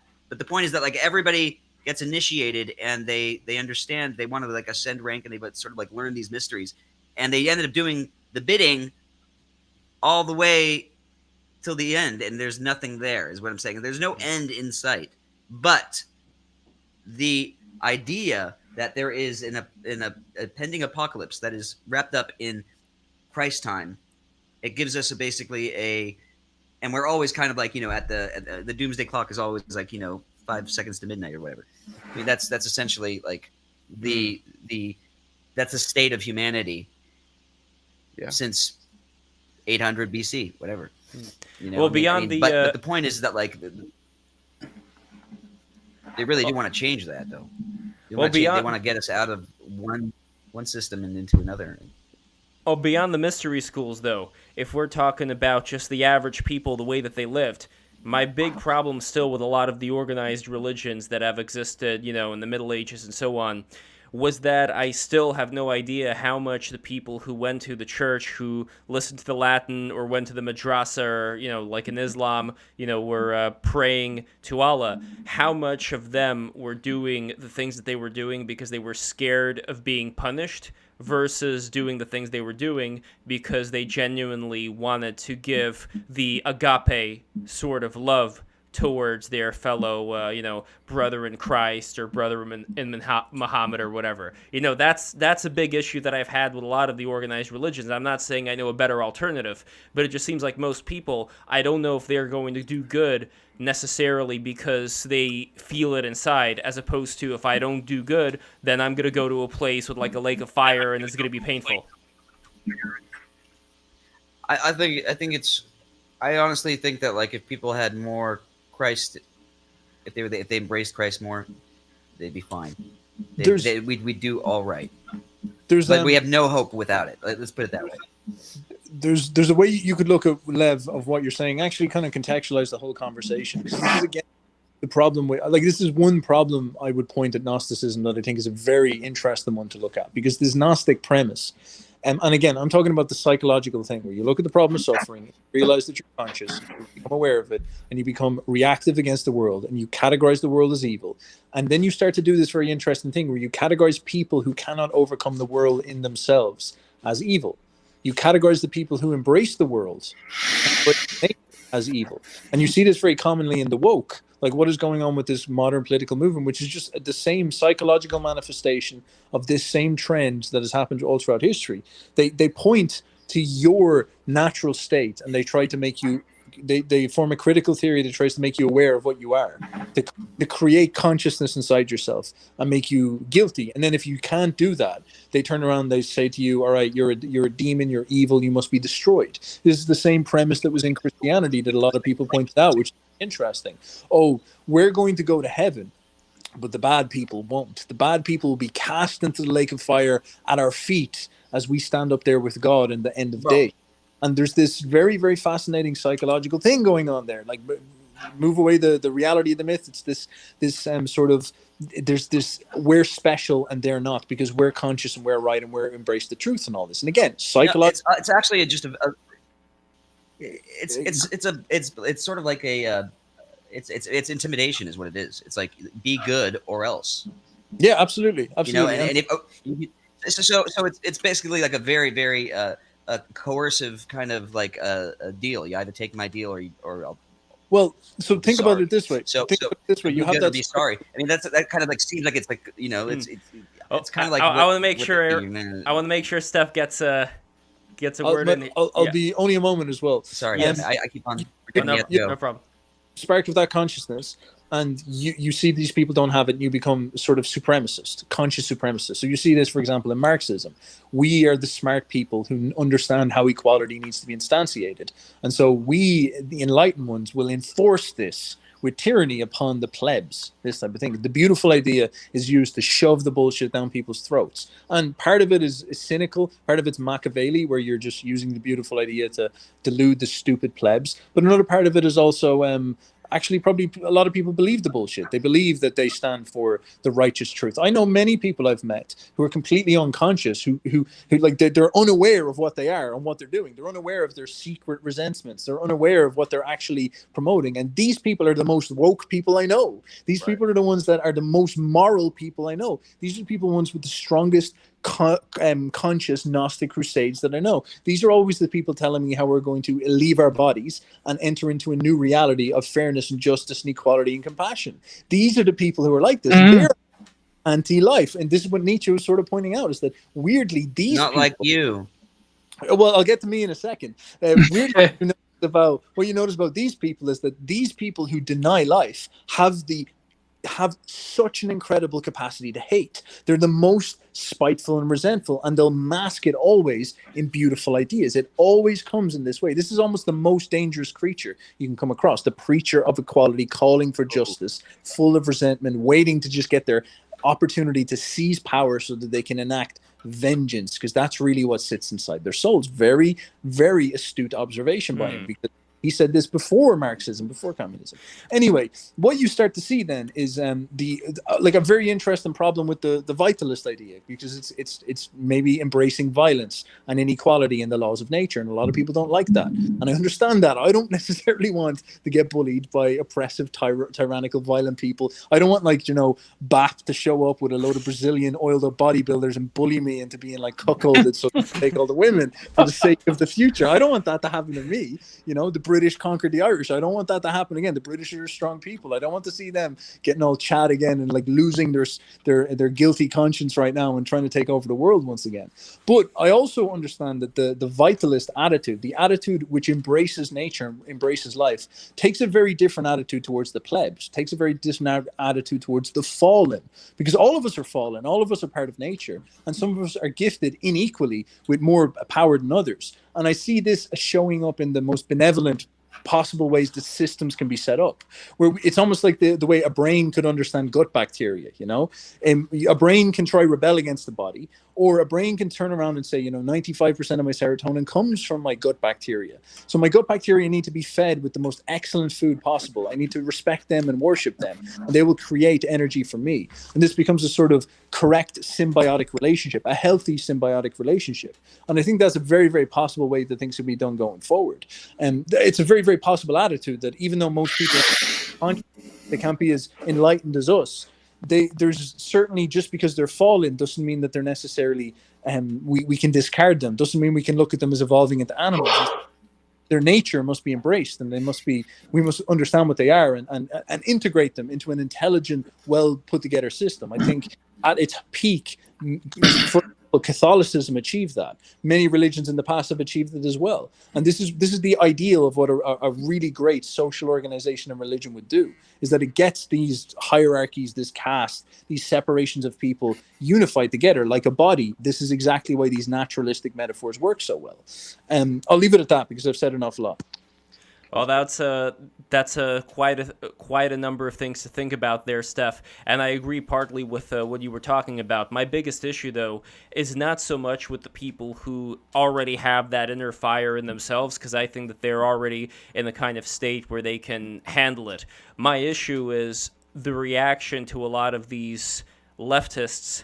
I don't want to go like full horseshoe theory here, but it seems like there's going to be a very ugly reaction to the kind of things that the leftists are preaching, where now you're going to have people who yearn for the vital people, even if they may not have that vitality inside of them, and they're going to be ones that are going to be calling for censorship on the other side and the top-down dictatorial rule, even though they would expect other people to do it for them. And that is like, what do we do about that? That's a good point. This is a difficult problem. I'll say it very, very quickly, Ariel, and then I'd love to hear what you have to say. First of all, the basic idea and the most dangerous thing that you can look for is the reactionary problem. Like, I understand why people get reactionary, but if you're really thinking from first principles and thinking in your own feet and really asserting a reality that you believe to be true, and you're not just reacting to the woke left, you're actually seeing this stuff clearly with crystallization, and you're approaching that with vitality, you're essentially in the right. If you're sitting there and becoming reactionary and are spiteful and resentment, I know a lot of people who don't like what's going on right now, and they're in group chats, and I talk to them, and it's just complaining and whining and negativity, and they actually say what you're talking about. If they got power, if you just said, right, you run the government, you'd all of a sudden see a lot of incompetent children doing very, very extreme things because they don't know any better. They haven't thought through what they're doing. They don't realize how complicated it is to get these things up and running. So yeah, I absolutely agree. Like there's that worry thing you got to worry about, but that is not a dismissal of the true question, which is, what would it mean to find people who are vital on first principle and actually we're doing the right steps there? Because that's a different premise. That's not talking about reactionaries. That's talking about something else. Ariel, you're gonna. Yes, Ariel, go for it. Yes, Ariel.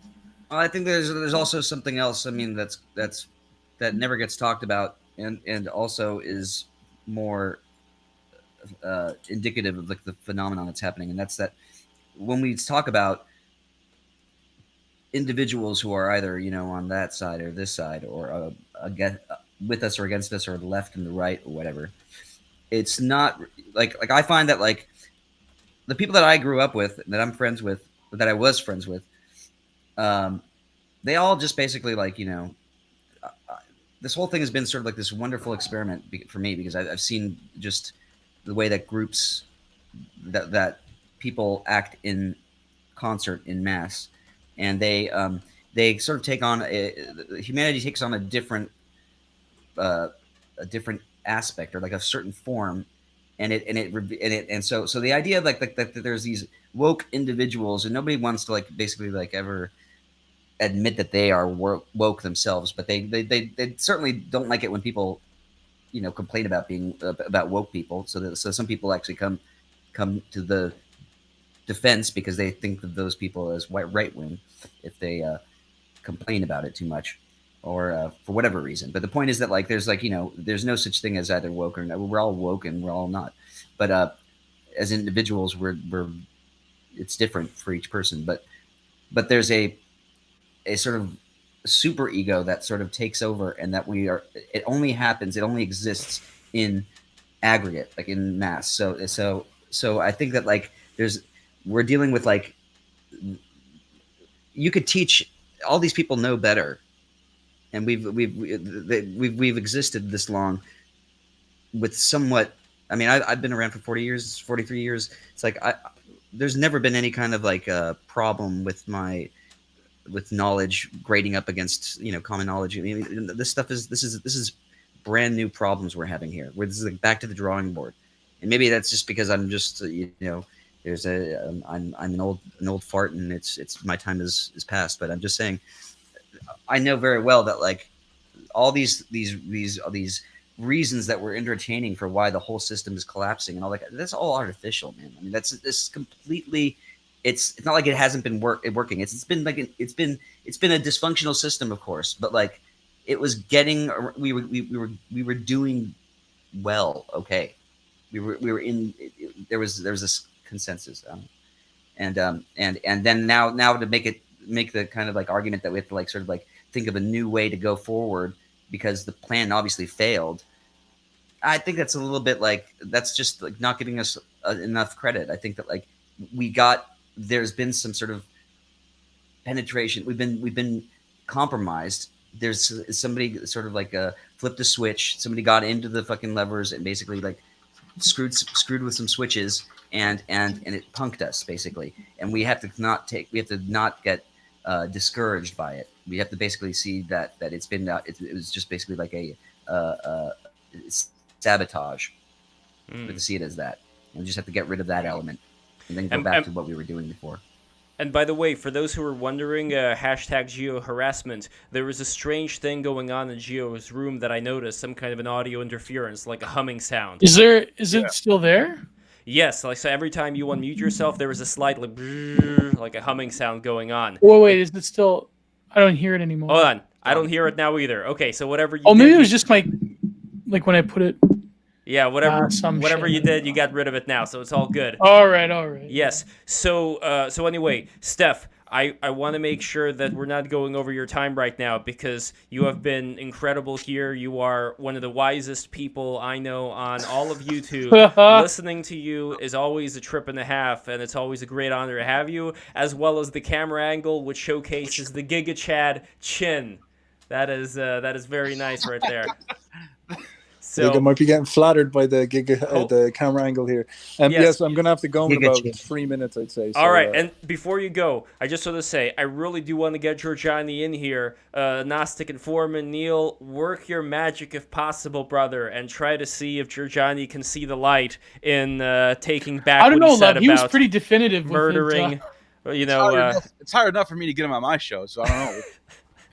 We'll see what happens. I'm going to keep my fingers crossed about it, but it should be an interesting experience were it to happen, and I would love to get Steph. And yeah, anyway, so where could people find you, Steph?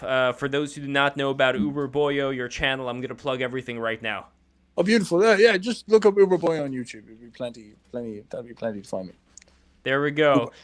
Any final words of wisdom for the good people listening? Not at all, not at all. I think, yeah, we talked about lots of really interesting things here. As I said, I think the most important thing is just constantly trying to find established first principles that you can build perspectives upon, because it allows you to interpret everything afterwards. Also, I did mention that book, Practical Idealism. I actually really recommend people read that. It's a really, really, really, really interesting book. Kind of wild, but really, really interesting. And yeah, that's pretty much it. Like, there's not too much more to say other than that. Thank you, as always. I know it takes effort to kind of put all this stuff together. So fair play to you is doing the reaching out and the networking and the organization and the logistics. So I'm happy to see that the channel is chugging along and growing, guys. I look forward to seeing where it goes. Thank you so much, Steph. Almost at 10K, which means that you guys who are listening to this, subscribe right now. Also, somebody mentioned Keith Woods, and I imagine the following. My prediction is that if we get Keith Woods really, really high on cannabis, he's going to change his name to Keith Woods, and he's going to be doing live streams with a weed-friendly rabbi smoking some He disavows joints. weed, Lev. He disavowed weed with Joel Davis. Don't even try. I'm going to get him on the Gentle Green Giant. Anyway, yes. So I want to bring in right now King Salmonfish. If King Salmonfish is here right now, I don't think we're going to be streaming for that long, but King Salmonfish, you wanted it. You got it. I sent you the link. So if you want to step in here, be my guest. So Steph... I'll bounce then to leave some room and whatnot. So I'll talk to you all later, gents. Talk to you soon, Steph. Take care, brother. Neil, Gio, see you later. Bye-bye. See ya. See you, man. Bye-bye. Yes. So, yeah, now There's one thing that Ariel said about the reaction. I think a good quote that I forget who shared it. It may have been on Twitter. It may have been either Barrett or maybe Petty Linkola Stan himself. There's this tweet by Linkola that said, and it really, I think describes a lot of people in these circles. It goes along the lines of, you are warm and friendly as a person, but your ideas are harsh and severe. I think that describes a lot of people, especially in the online right to a T, is that a lot of people are, I guess, they have a nice personality, but your ideas are harsh and severe. But I think in this time in human history, there's a particular type of person that is being molded from that template. I think it's within our particular time period that's the case. How even to navigate, in some sense, you have to have sort of a fealty towards people that are on the same wavelength. But at the same time, a lot of people are starting to be attracted to very harsh and severe ideas, just out of sheer necessity of how, whatever you want to call it, clown world or whatever. I think it's completely. I think that doesn't seem accurate to me at all. I think that it seems that you say when you click right. No, it seems like throughout history, there's always been the world, right? And the real hard truth about it. You sort of basically you. As a kid, you basically have difficulty. Then I noticed brush up against the you're helpless. And what's going on? There's some audio. As you get older, you basically go ahead and show you guys something. Who's that? Yeah, I just made a video because I suspected. Where is that?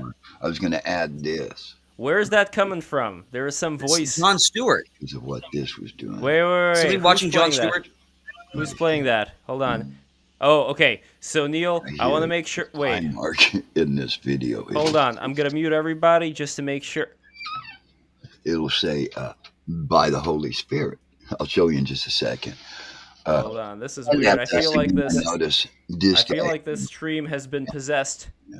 So let me figure out what exactly is going on here, everybody. I'm closing every single window. Where is this sound coming from? He was able to read my comment. All right, this is a little bit weird. I have no idea where all of that audio is coming from. I feel like the stream has been possessed. So let me see. Something must have been opened up here that got this. Is it King Salmonfish? Is that who was doing that? Let me see. Let me bring the audio back on. Didn't want him to see. Hold on. What is going on here? Everybody, please bear with me. I have no idea what's going on. See, if it would be a hack, though, then there would be other languages here, and other than King Oh, Salmon did you Fish, who mute I just Neil? brought in here, I am not Shit, seeing my fucking anybody else. microphone was off. So let's see if we can work this out. All right, the audio doesn't seem to be on any of these other things. I'm going to close this one over here. And by the way, for the people who are listening to the stream, please don't forget to subscribe, and keep subscribing. Patreon.com/breaktherules. You know it, you love it, you appreciate it, so become a patron today. So I'm just going to keep closing all these windows and trying to figure out where this is coming from. Can you hear me, Lev? Yes, I can hear you. Oh, some noise coming through or something? Yes, there was some kind of I have no idea what it was, but there was some dialogue that was going on in the background. It sounded like an old man who was speaking. So I don't know. I thought I heard it too, actually. I was looking at my tabs. It sounded like Jon Stewart. I was literally looking at all my tabs, making sure nothing was open. I thought it was me at first, and then you started talking about it. Yeah, I don't know. Maybe this was some of King Salmon Fish's wizardry behind the scenes, but King Salmon Probably Fish... just the damn feds, bro. It's the feds. Wait, Gio, were you listening to something at that No, point? I was listening. No, I wasn't. Ariel Pink was... Hold up. Usually, sometimes I listen to music. We got hacked. I don't listen to Jon Stewart, dude. What happened to Salmon Fish? He's bounced already? I don't listen to Jon Stewart. No, Salmon Fish is going to be back in a bit. But yeah, this is very weird because I'm looking at all the tabs here. I am not seeing anything playing in any tab. So Dude, I thought that was me. I was looking. If you notice, I muted myself and I'm looking around. my The God. tabs I had open. I'm like, did I play a music or something? And all of a sudden, I hear you talk. I unmuted this tab and I hear you talking about it. I was like, oh shit. Yes. So Ariel, what were you saying? Disagreeing? Yes.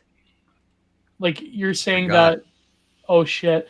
Oh, about people's ideas being harsh and severe, but being friendly and kind in real life. Oh yeah. Oh, that's right. So I don't think I think that it's really not a case of people being nice and having harsh ideas.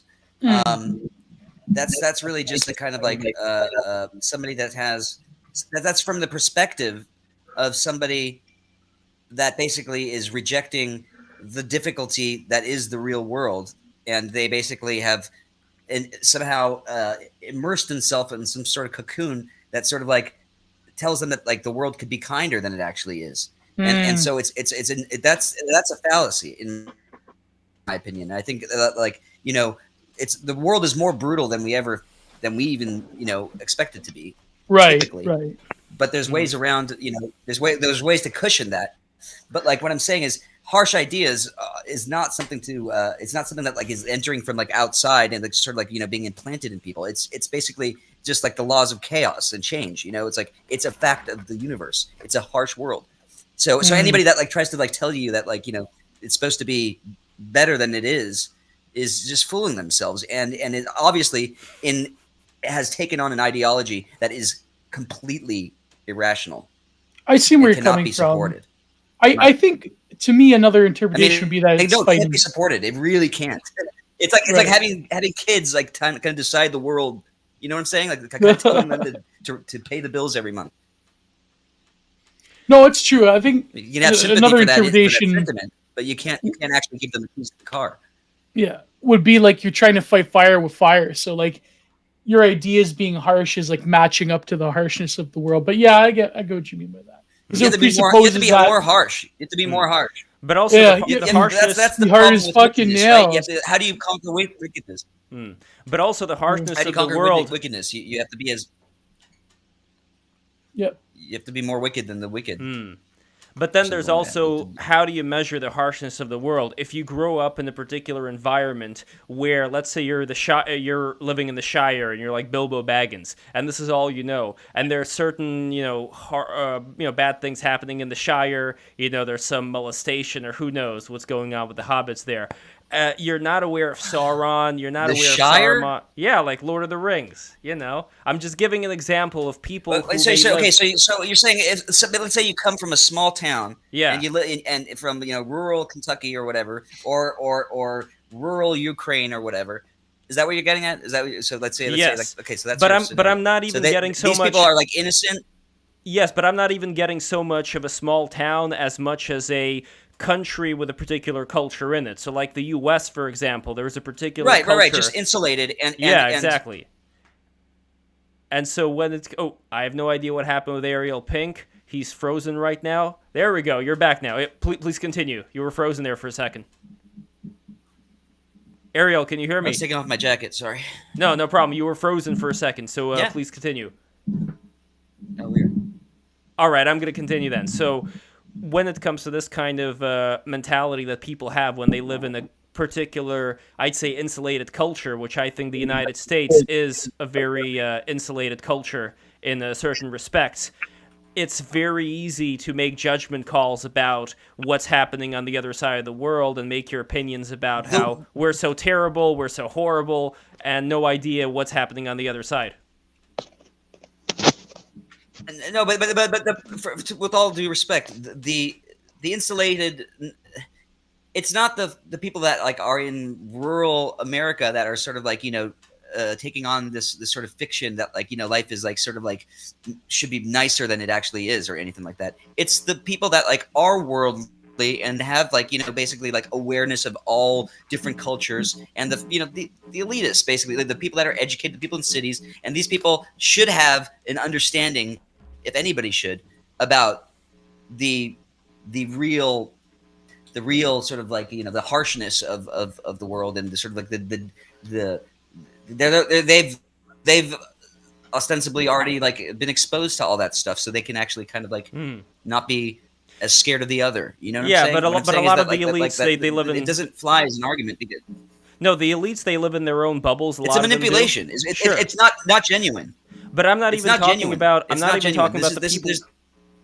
Well, I'm not even talking about the people who live in the farms, who live in the suburbs. Even I'm talking about the people who may live in any part of the United States where they're still not that aware of. Let's say specifically, if we're talking about people who are rallying against the machine, they're rallying against corruption, they're rallying against the globalist state, whatever you want to call it. My concern is that when you have people who rally against these things, which is great, they look towards other situations in life that they've never been a part of. They would look towards the Bronze Age mindset or whatever as being the logical and best alternative to this lifestyle that they feel is very cramped and very censorious.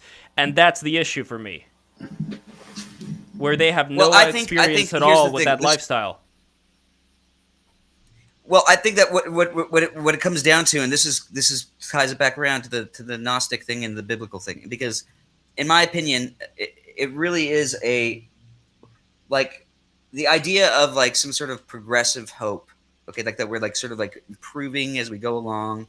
The more time passes, we're sort of like we don't know where we're going, but change is like a great thing, so that we basically like have to like basically like encourage it along and that kind of thing. Like, I mean, that's just that to me is one of the dumbest things ever. Okay, I mean, like it's one of the worst. Yeah, it's a myth of progress. Ideas ever.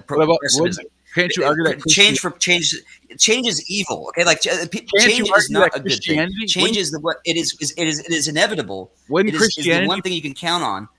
But like that does not mean it's a virtue. It's not something that you want to encourage. Well, Christianity so the Jews are right then. The Christianity should be because Christianity is a giant change to Judaism, I think. So this is to me it's a perversion of that. Right. So but it's the best perversion. Jesus, let's go to the history, right? Jesus, the historical Jesus, the one that actually lived on this planet, whether you believe he's God or not. He's in first century Judea. He doesn't like what he sees with the temple, with the Sadducees and the Pharisees.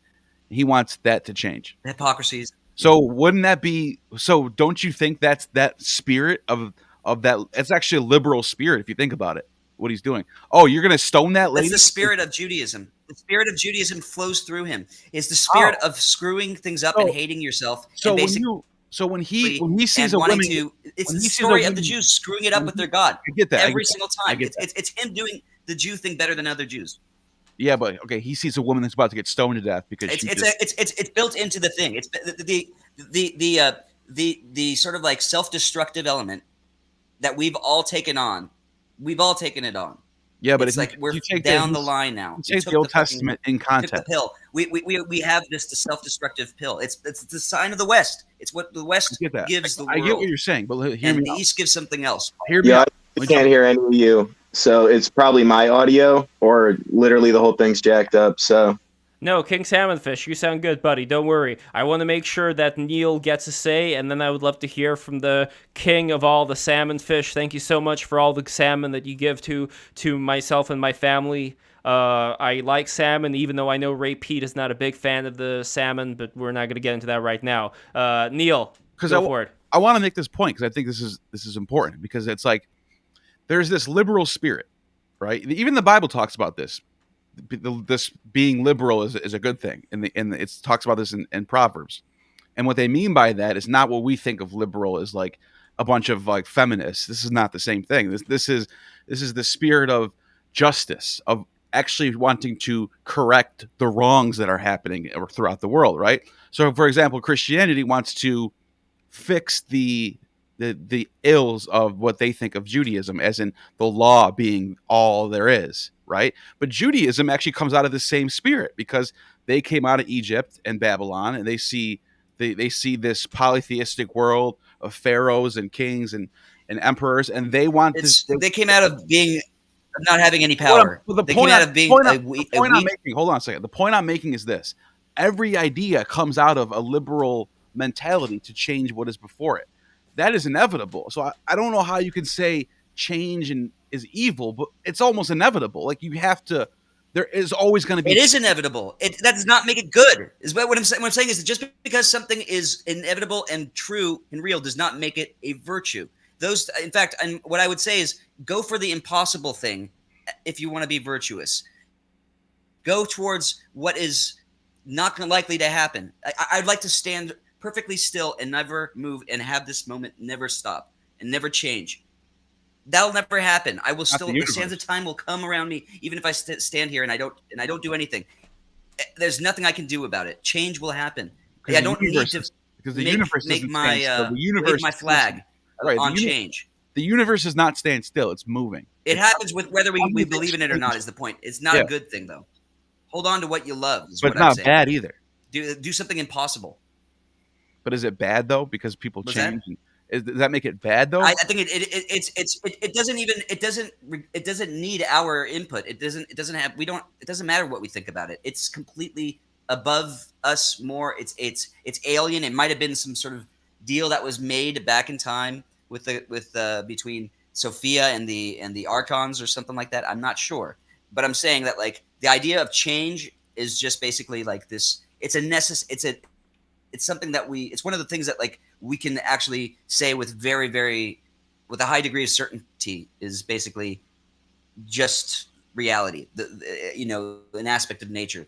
The idea that, like, things don't change is there hasn't been one example of that in all of history, in any book, in any kind of fiction. I haven't seen any kind of like the Heraclitus. Man, that's basically that's the cycle of life. So you're born. Maybe some god. There's like a god, the Preembra or whatever. Like like something that, like, basically exists outside of time and all that kind of stuff. That kind of gets there, but, like, that doesn't even, like, say anything about, like, not changing. I mean, like change seems to be one of the most irrefutable facts of it's like entropy and all that kind of stuff. Exactly.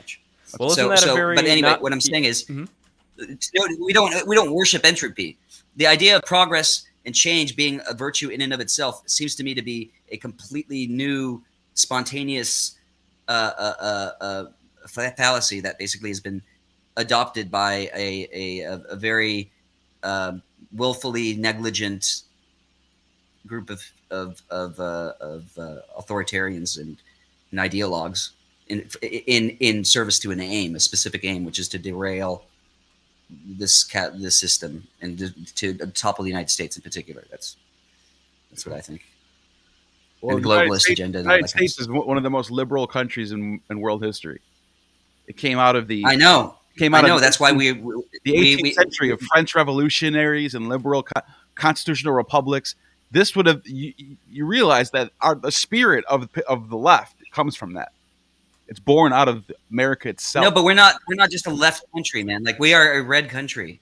This is that we've always been. In fact, back in the day, we were. Well, we didn't come here because we hated the God or Christianity. We came here to have our own religions. We came here to be outside of the church, but we didn't want to be under the subjection of it. Exactly, but a conservative in that time would have been loyal to the Church of England, loyal to King Henry. That was what conservative meant. The terms conservative and the liberal traditional person. change. Those things change. They're not just standardized. So what I'm saying is Conservative doesn't necessarily mean no, but what I'm saying is the left in America right now, the spirit of justice and social justice and changing and progress, that comes from what we started in the beginning. That is America is apple pie, basically, is what I'm saying. It's not. There's nothing. I think you're right. I think but that's why we have case law. I get it, but when there's no object to actually, for instance, the idea of progress, the idea that we can always improve, right? And we got to fix the wrongs of the world as we go along, as if we're doing that, anytime, as if by changing the laws little by little, changing the levers, we're actually creating a better world. That is an illusion, man. There's no better world. We were no better than we were back then. There's nothing like that's necessarily improved upon in the system. I think again, Ariel, we're all still. Ariel, but when you say that, and knowing the kind of lifestyles that people are living in other parts of the world right now, if you were to have been teleported or transported to any of these countries right now, even take Russia for an example, if you were to be teleported there, if you would have lived a life there, you've been there, just like people have been there who, when they were touring communist Russia with the KGB showing them ridiculous things, like you were in the main cities, you were not in the outskirts, right? Like you were not in little villages, right? Well, the point that I'm getting at is that have been in progress. It's very easy for people, and we don't get censored, we don't get gulagged by the secret police, at least right now, to talk about the problems here. I'm a liberal too, man. I know. Don't get me wrong. I mean, I see the benefits. Right. I mean, what I'm saying is that if it ain't broke, don't fix it. You can go too far, is what I'm saying. Sure. Where you do the opposite, and it's because because we're lifting the idea of leftism and liberalism as a virtue in and of itself. It's the wrong thing, man. Like we have to have point our aim of focus and it's just different with each thing, man. Well, how do you define liberalism? Because you say progress and change is one thing, and then conservative is another thing. It's nothing to do with that. Oh yeah, but hold on. How do you define? I gotta go, and I really enjoyed this. I got another stream coming up pretty soon. Yes, Ariel, I think this is a good time for the stream to conclude. Neil, thank you so much Ariel, for coming in. You, man. Just want to say that I love you. And please follow Neil at Gnostic Informant. I appreciate that. You guys, it was a great conversation. Yeah, this absolutely. We'll do it again soon. I'll see you guys later. See ya. Okay, thanks, guys. And everybody, please follow Neil at Gnostic Informant. I'm going to be finishing the stream soon. And again, Ariel, I really appreciate you being here, brother, and speaking with us. It's always a great pleasure to have you on. And I want to say that there is going to be a stream coming up, which you guys are going to see the link to right after the stream concludes. Luckily, YouTube has this function right now where you can do that. And it's going to be with a Polish journalist named Tomasz Masierczuk. I hope I am doing justice to the way that his name is being pronounced. But he's a very interesting fella. He's this very spitfire Polish journalist who has a view about the things that are going on right now with Russia, Ukraine, and so on. And the reason why I chose him is I think that there's been a concentration in, I'm not exactly sure where Ariel went to, but anyway, the internet's kind of laggy, but I have no idea where the geo is, so I'm going to finish this thing off myself. So here we go. The reason why I'm bringing this gentleman in is because I think that there's been too much of a focus on what the Americans think, what people in the West think of the situation that's going on right now in Russia and Ukraine. And the problem is that a lot of these people have been tainted by a very leftist mentality when it comes to how they see the world, which is why I think it has been incredibly cringe, a lot of the Avenger-style memes that have been coming out and the sense of complacency that you see in a lot of the normies when it comes to whatever's going on. So that's why I think it is important to get the point of view of somebody who has actually been in a country where there is an emphasis on religion, Catholicism, if we're talking about Poland, and at the same time, there has been an emphasis on being independent away from any top-down dictatorial rule. So a country like that, I think, has a good balance both of these aspects that the United States has when we're talking about just now this revolutionary independent spirit of the U.S. as well as this very conservative nature of if it ain't broke, don't fix it. So I think Poland encompasses those two things, which is why, again, I hope that we're not going to be in a situation where everybody just rallies around one side or the other side, depending on their political persuasion. Anyway, I have no idea where Gio is, but we are going to go into... And yes, he won't rage... Look, this is a dude, by the way. There is a Russian TV program where he was on this debate panel, and this dude got confrontational with the Russians, and he ended up getting punched in the face, and there was like this whole brawl that was going on. So this is definitely somebody who is going to... And he met Dugin, by the way. He actually met the guy, and he doesn't understand how anybody takes him seriously, but we'll get to the conversation. Yeah, absolute psyop, exactly. This is what BTR is. BTR is a giant psyop to get people to reconsider their opinions. Look how the sun is shining on my forehead. It's shining right in my third eye.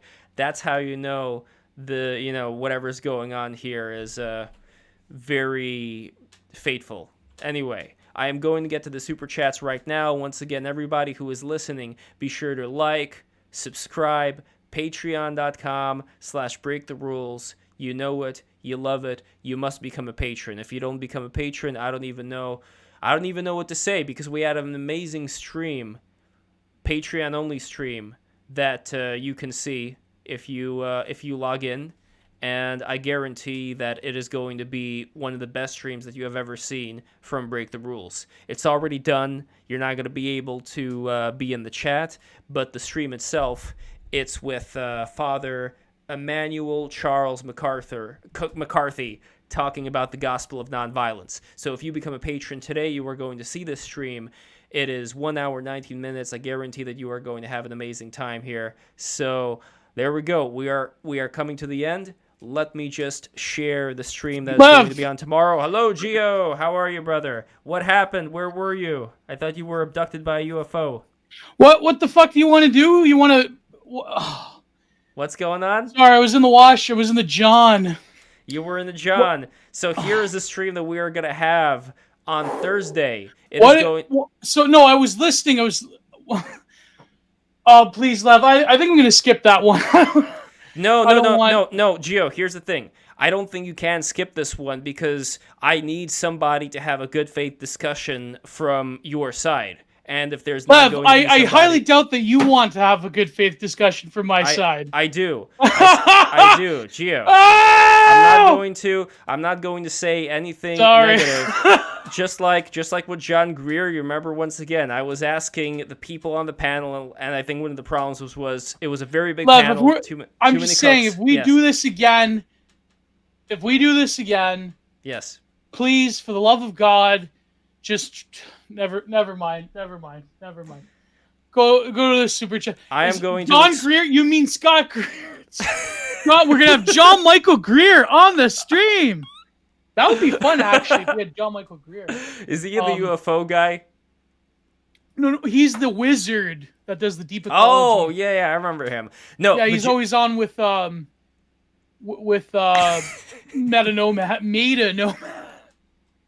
John Greer. I also like, by the way, how now there's this new thing on BTR, the entity. So now there's this idea of there being like this entity that hacks the stream and is able to do things. No, but in all seriousness, Gio, I could tell you exactly what I'm going to do.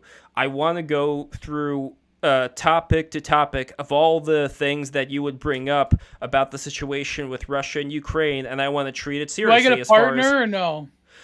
For this one, your partner is the chat. Just because, again, I want to have fewer people. Your partner is the chat. The chat is with you.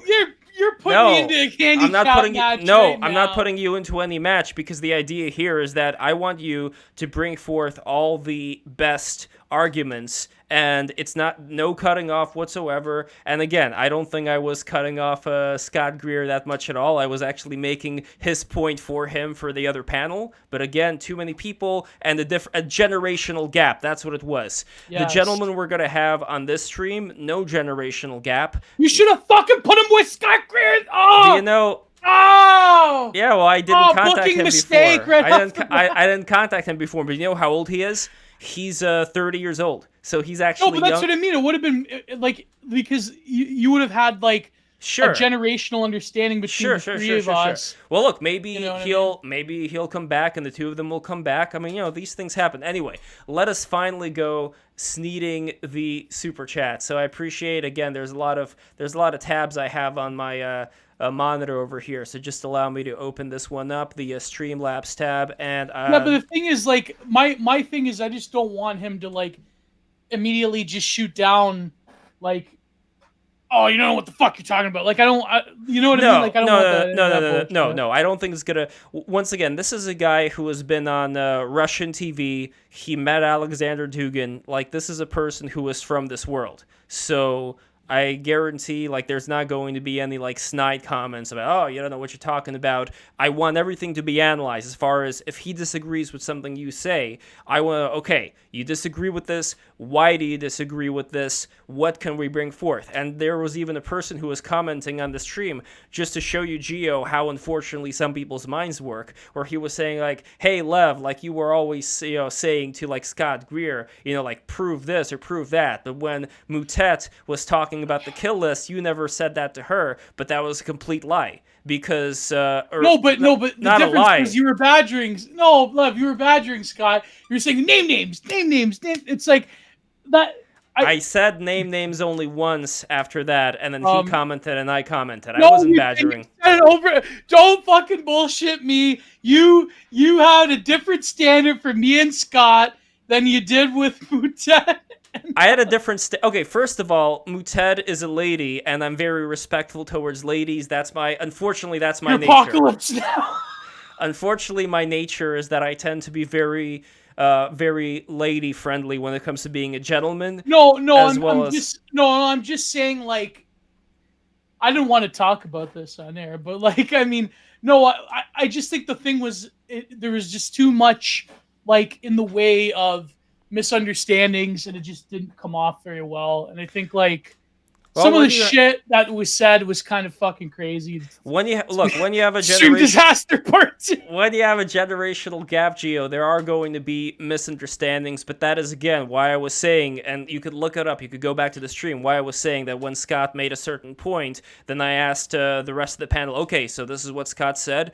What do you think? Like, is there legitimacy to this view? Look back on the stream. I was saying that. No, but Gio, like, let's be fair. I was saying that. I was not dismissing it. And in fact, when our elderly guest was making a very different point, I wanted to bring back the conversation to what Scott was talking about so that we could stay focused. I was not successful in that, but the idea here, Gio, that I was somehow misdirecting is absolutely false. I was trying to get as much as I could, even if I disagree completely. I was trying to get as much as I could out of it. I don't know. And that is exactly what I'm. And that is exactly what I'm going to be doing this stream as well. I just hope it's different. Put it this way. We're gonna break everything down. Anyway, look at the chat. I'd love to get. I don't know about Lev, but I would love to get Michael Millerman on one of these days. Oscar Toe says, "Chat loves Mutet. I want to have tea with her." Okay. I could probably pull Michael Millerman if. And by the way, well, I would want to pair him up with somebody, maybe like the gentleman we're gonna have tomorrow. But again, this is all a work. No, it wouldn't be about like Dugin or Russia. I would fuck that. If we ever had Michael Millerman, I would be more about. I'd be curious to know more of his work on Heidegger in the modern world. Like Lev, listen, people. I have to stage an intervention, Lev. I have to tell you this unironically. I'm not being. Well, I mean, my tone of voice is inflecting irony. Lev, I think that the best thing, and the last 2 streams, the Patreon only with Father McCarthy, and this one, is I think you have to get away from this particular subject. And maybe I don't think that this Thursday stream is the best idea for you. I disagree. I think we have to get away from it. I disagree. I already scheduled. If you disagree, then we'll see. We will see. But I'm just saying, Lev, as a friend, I'm just saying maybe it would be best if we cooled our jets for a little bit. The next streams are not going to have But the subject other than this problem Thursday is- one. Current issue. It's the current flavor. Nobody seems to stop talking about it. So it's like we have to see. That's the problem. Like I said this to default friend Catherine. It's like you almost have to talk about it because that's what everyone else is talking about. And it's like that's not even my fucking opinion. No, but it's not even talking about it. It's more about the fact that in the last streams, generational gap and too many people, and I agree that things did not come across as well as they should have as far as people understanding each other. They should have. I want to fix it with the following stream that we're going to have, kind of a retribution stream where people are actually going to be able to talk to each other. It's going to be an intimate encounter, just like we had with the Good Father, and I think it's going to be great. And I think that as long as everybody is in good faith mode, brings forth their conversations, then everything is going to be fine. It would be nice if you did that and I could see my own reflection here, but unfortunately I just see the phone. You should do that on the computer. I can't, I'm trying to No, it's not going to work out. Oh, there we go. Fuck. Hey, there we are. Look at that. There you go. It works. Okay, so anyway, it's time for the because super I chats. sharpened these. Yes. Okay, so we have first of all, we got 2 new patrons a day ago. I guess that was for the stream that happened with Father McCarthy. That's nice. Okay. Nice. And okay, over here, ABC says $2. If you're reading this, it's too late. That's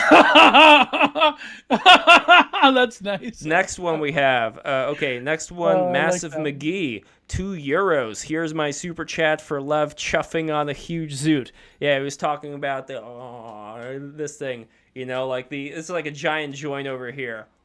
Oh, is that a sage pouch? That is a sage pouch, exactly. Oh, there you go. I was lighting this, for the spirits. So next we have over here. And of course, that's demonic. So. No, isn't sage supposed to be like one of the church favored, like frankincense and myrrh? Isn't it supposed to be frankincense, myrrh, and cornflower? Or I don't think I have to look that up. You may have just tripped me up.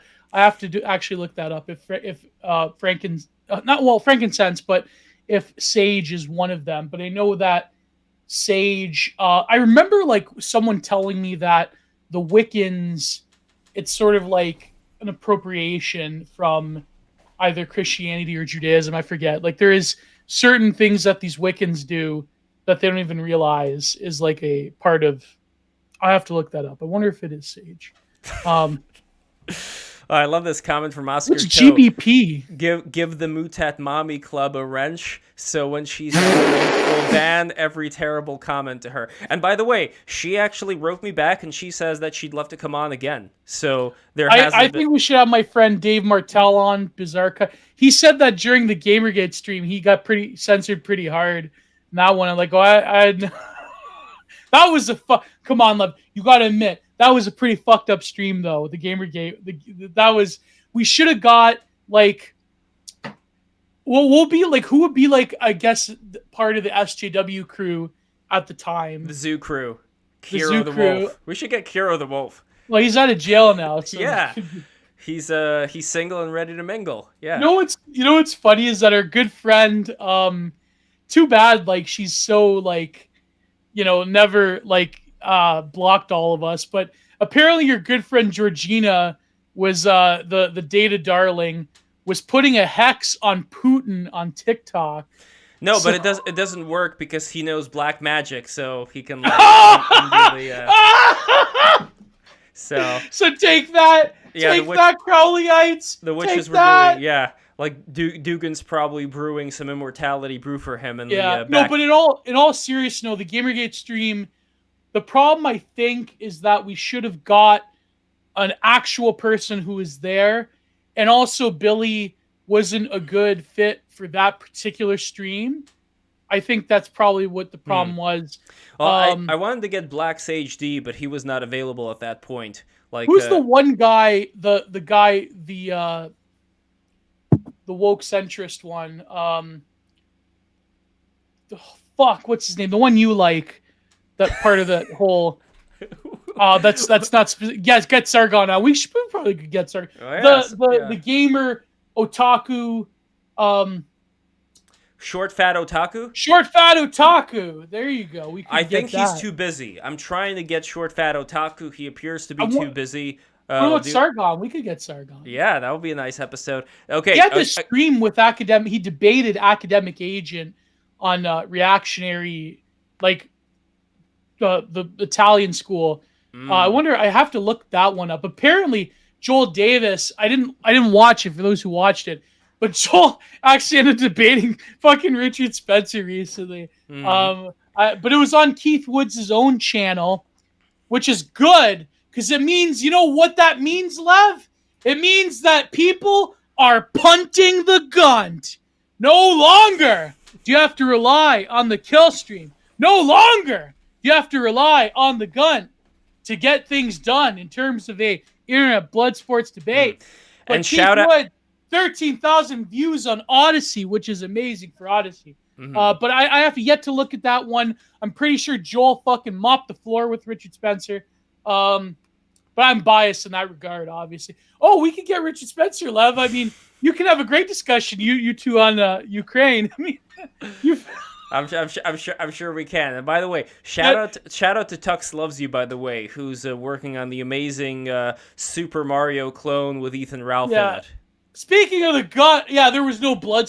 Too bad. Usually Joel would be fucking. I thought he would go off, but Joel versus Academic Agent would probably be more spicy. But yeah, Tux Loves You. Shout out to Tux Loves You. Someone mentioned Medicare. Get Medicare. We would never.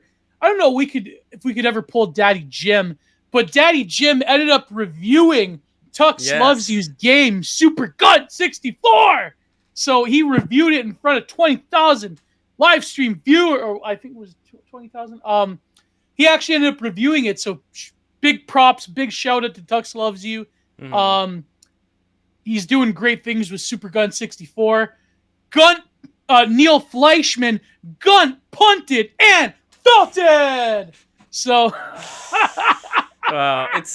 it's kind of adorable in a way how there is like this whole world where, despite all these horrible things that are going on in life with all the invasions and bloodshed, that there is this whole concentration built up of feelings towards this man with the protruding belly, whose father put his dogs into an oven. You know, like there is this fascination going on with this particular gentleman that's creating an egregore of its own. It's quite a thing to see. Anyway, let's finish off the super chats. All right. Subject to change, $4.99. I like this channel. Take my money. Thank you so much. Thank you. Another one from ABC. Geo, this is where Gerald Hurd bridges the Lev Christianity gap using evolution and biology. Hint, Christ wins. So who is this Gerald Hurd gentleman? I haven't heard of him. I haven't heard of Gerald Hurd. Get Joshua Moon on. Someone mentioned in the chat this. They mentioned his name, but his name is Brother Augustine. Well, he was supposed to come in for the stream with instead of, I don't even remember his name now, instead of that guy who does the Hollywood satanic stuff. What's his name? Jay Dyer. Yeah, Jay Dyer. Yeah, exactly. So he was supposed to come in instead of Jay Dyer. You know, after Jay Dyer said that he was sick. This was after Jay Dyer never told me that he was sick and instead said that he didn't want to do the stream. So after that, he was supposed to come in, but then his priest told him not to come in, so he didn't come in, and we ended up... Michael Wilcock? Why? No, I'm talking about the guy you mentioned right now, the Father Augustine gentleman. He was not able to come into the stream because his priest told him not to come onto the BTR stream. So, why, though? I don't know, because it's bad to debate about these things according to the priest, I guess. I don't know. What if we would No, the priest told him, I think. I don't know if the priest told him to do like a response video instead of doing the debate, or that's what he may have recommended. Like he may have said... I understand. Yeah, okay, I understand. So maybe a better thing would be if we just interviewed him, like us two and him, as like not a debate per se, but maybe just a stream with him, because apparently he does have a pretty decent following and he has a pretty popular voice. You know who another thing, but I don't think he does any interviews or live streams, is Father Spyridon, but that'd be a dream come true. But no, Well, I think it would be Michael nice- Whitcock, Brother Augustine. Well, it would Maybe be if nice we to get framed to it- get any of them together with Father McCarthy. I think Father McCarthy's just started on appearing on streams. I think that would be a very interesting. I would love to get all of the Christians. wonder. I would love to get all of the Christians who are in favor of the war mentality, and to bring them on to speak with the wonderful gentleman we had on for the Patreon episode, which once again, patreon.com/breaktherules, because it'll be interesting. It'll be interesting to kind of get to the nitty-gritty of what it means to be a Christian. Anyway, next super chat we have over here from ABC, from Massive McGee. £2. Address the entity. I still have no idea what that was, Gio. I think that was probably Gnostic Informant playing something, but I don't know for sure. I think because he wasn't in the chat. I could just imagine a fucking who's the guy that does the top 15 videos? Number 3. I don't know. This podcast had a strange voice that they couldn't explain. You know that one. I just imagine that's like a whole community on YouTube that does that shit. They get millions of views. You have Next Pro. You have Mr. Creeps. You have Mr. Ballin. The whole creepy and strange story YouTube. That's huge content. That's millions upon millions of views. Yeah. Yeah. We should do this. Anyway. Vegano. Get Vegano on. Final super chat from our main man, Glass Cake. Shout out to Glass Cake, wonderful animator, and also somebody who did exquisite animation for the new Adult Swim series, Smiling Friends. If you guys have not seen Smiling Friends... Oh my god, Glass Cake! You fucking work for Smiling Friends? Yeah. Holy shit! I binged that with my best friend who is also in, he actually went to Mohawk for animation. Oh my god, fucking Smiling Friends with Oni and Psychic Pebbles. Yes. No, not only. I think it's just Psychic Pebbles. And oh my god, fucking Smiling Friends is one of my favorite new shows. Glass Cake told me a very interesting story about what transpired there. I would like to do later on an animation stream and bring him on. Are they doing season 2? I hope so. Do you know what part, by the way, he animated? You remember that part with the the bizarro versions, the evil versions of the two main characters, when the boss came in with the gun? You remember that point? Oh yeah. That's what he did. He did the nihilism one? Yeah.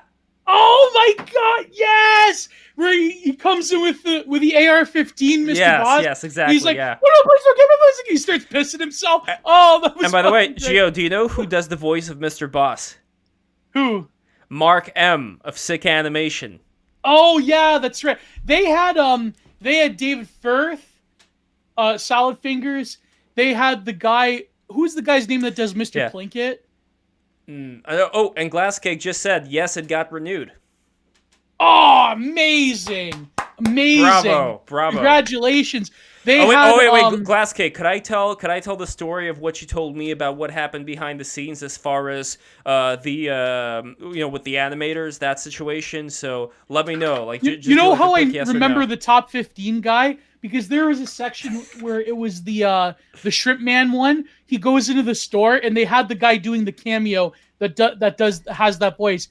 I want a number 3. He actually cameoed. Another cameo.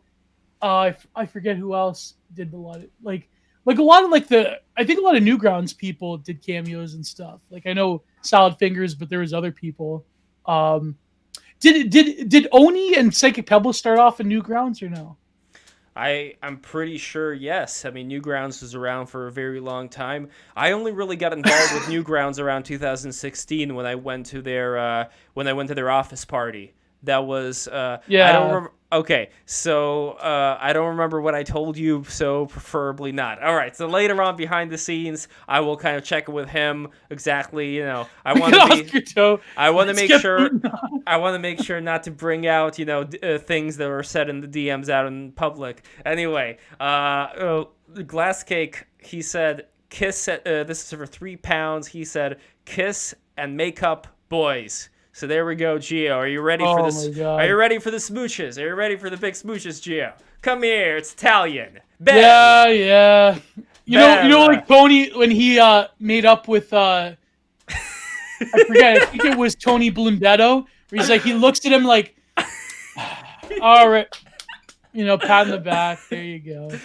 No, Gio. In all seriousness, I'm gonna say again. I know you said you're before, gonna prove yourself this Thursday. I hope you know that. I don't have to. Then I got 2 fucking streams in a row after that. I don't have to prove shit. I'm going to be like I always am, and the audience. You better not. No, you better be on your best behavior because it's just 1 against 2 right there. So no, I'm going to be fair like I always am. You better cut out with the Geo harassment. Why am I doing? I'm left-handed, by the way. People don't know I am left-handed. That's why I have to get more painting videos on. And listen, when it comes to the chat, and not only super chats, though those are always appreciated, not only super chats, but in general, if you guys have questions as far as anything that the guest would say that you would disagree with, if you have we ignored a super chat? I hope not. I mean, I was looking here. We. I was looking through the list over here in Streamlabs. Those are crazy symbols. I didn't even type no. I said the Gerald Hurd. I said that before. I could say it again. Gio, This is where Gerald Hurd bridges the Lev Christianity gap using evolution and biology. Hint: Christ wins. So I'm gonna take. You know what guy I read back in the day? Whatever happened to Francis Collins? I had his evolution and theistic evolution book. That was a great read. I read that when I was like in high school, I think.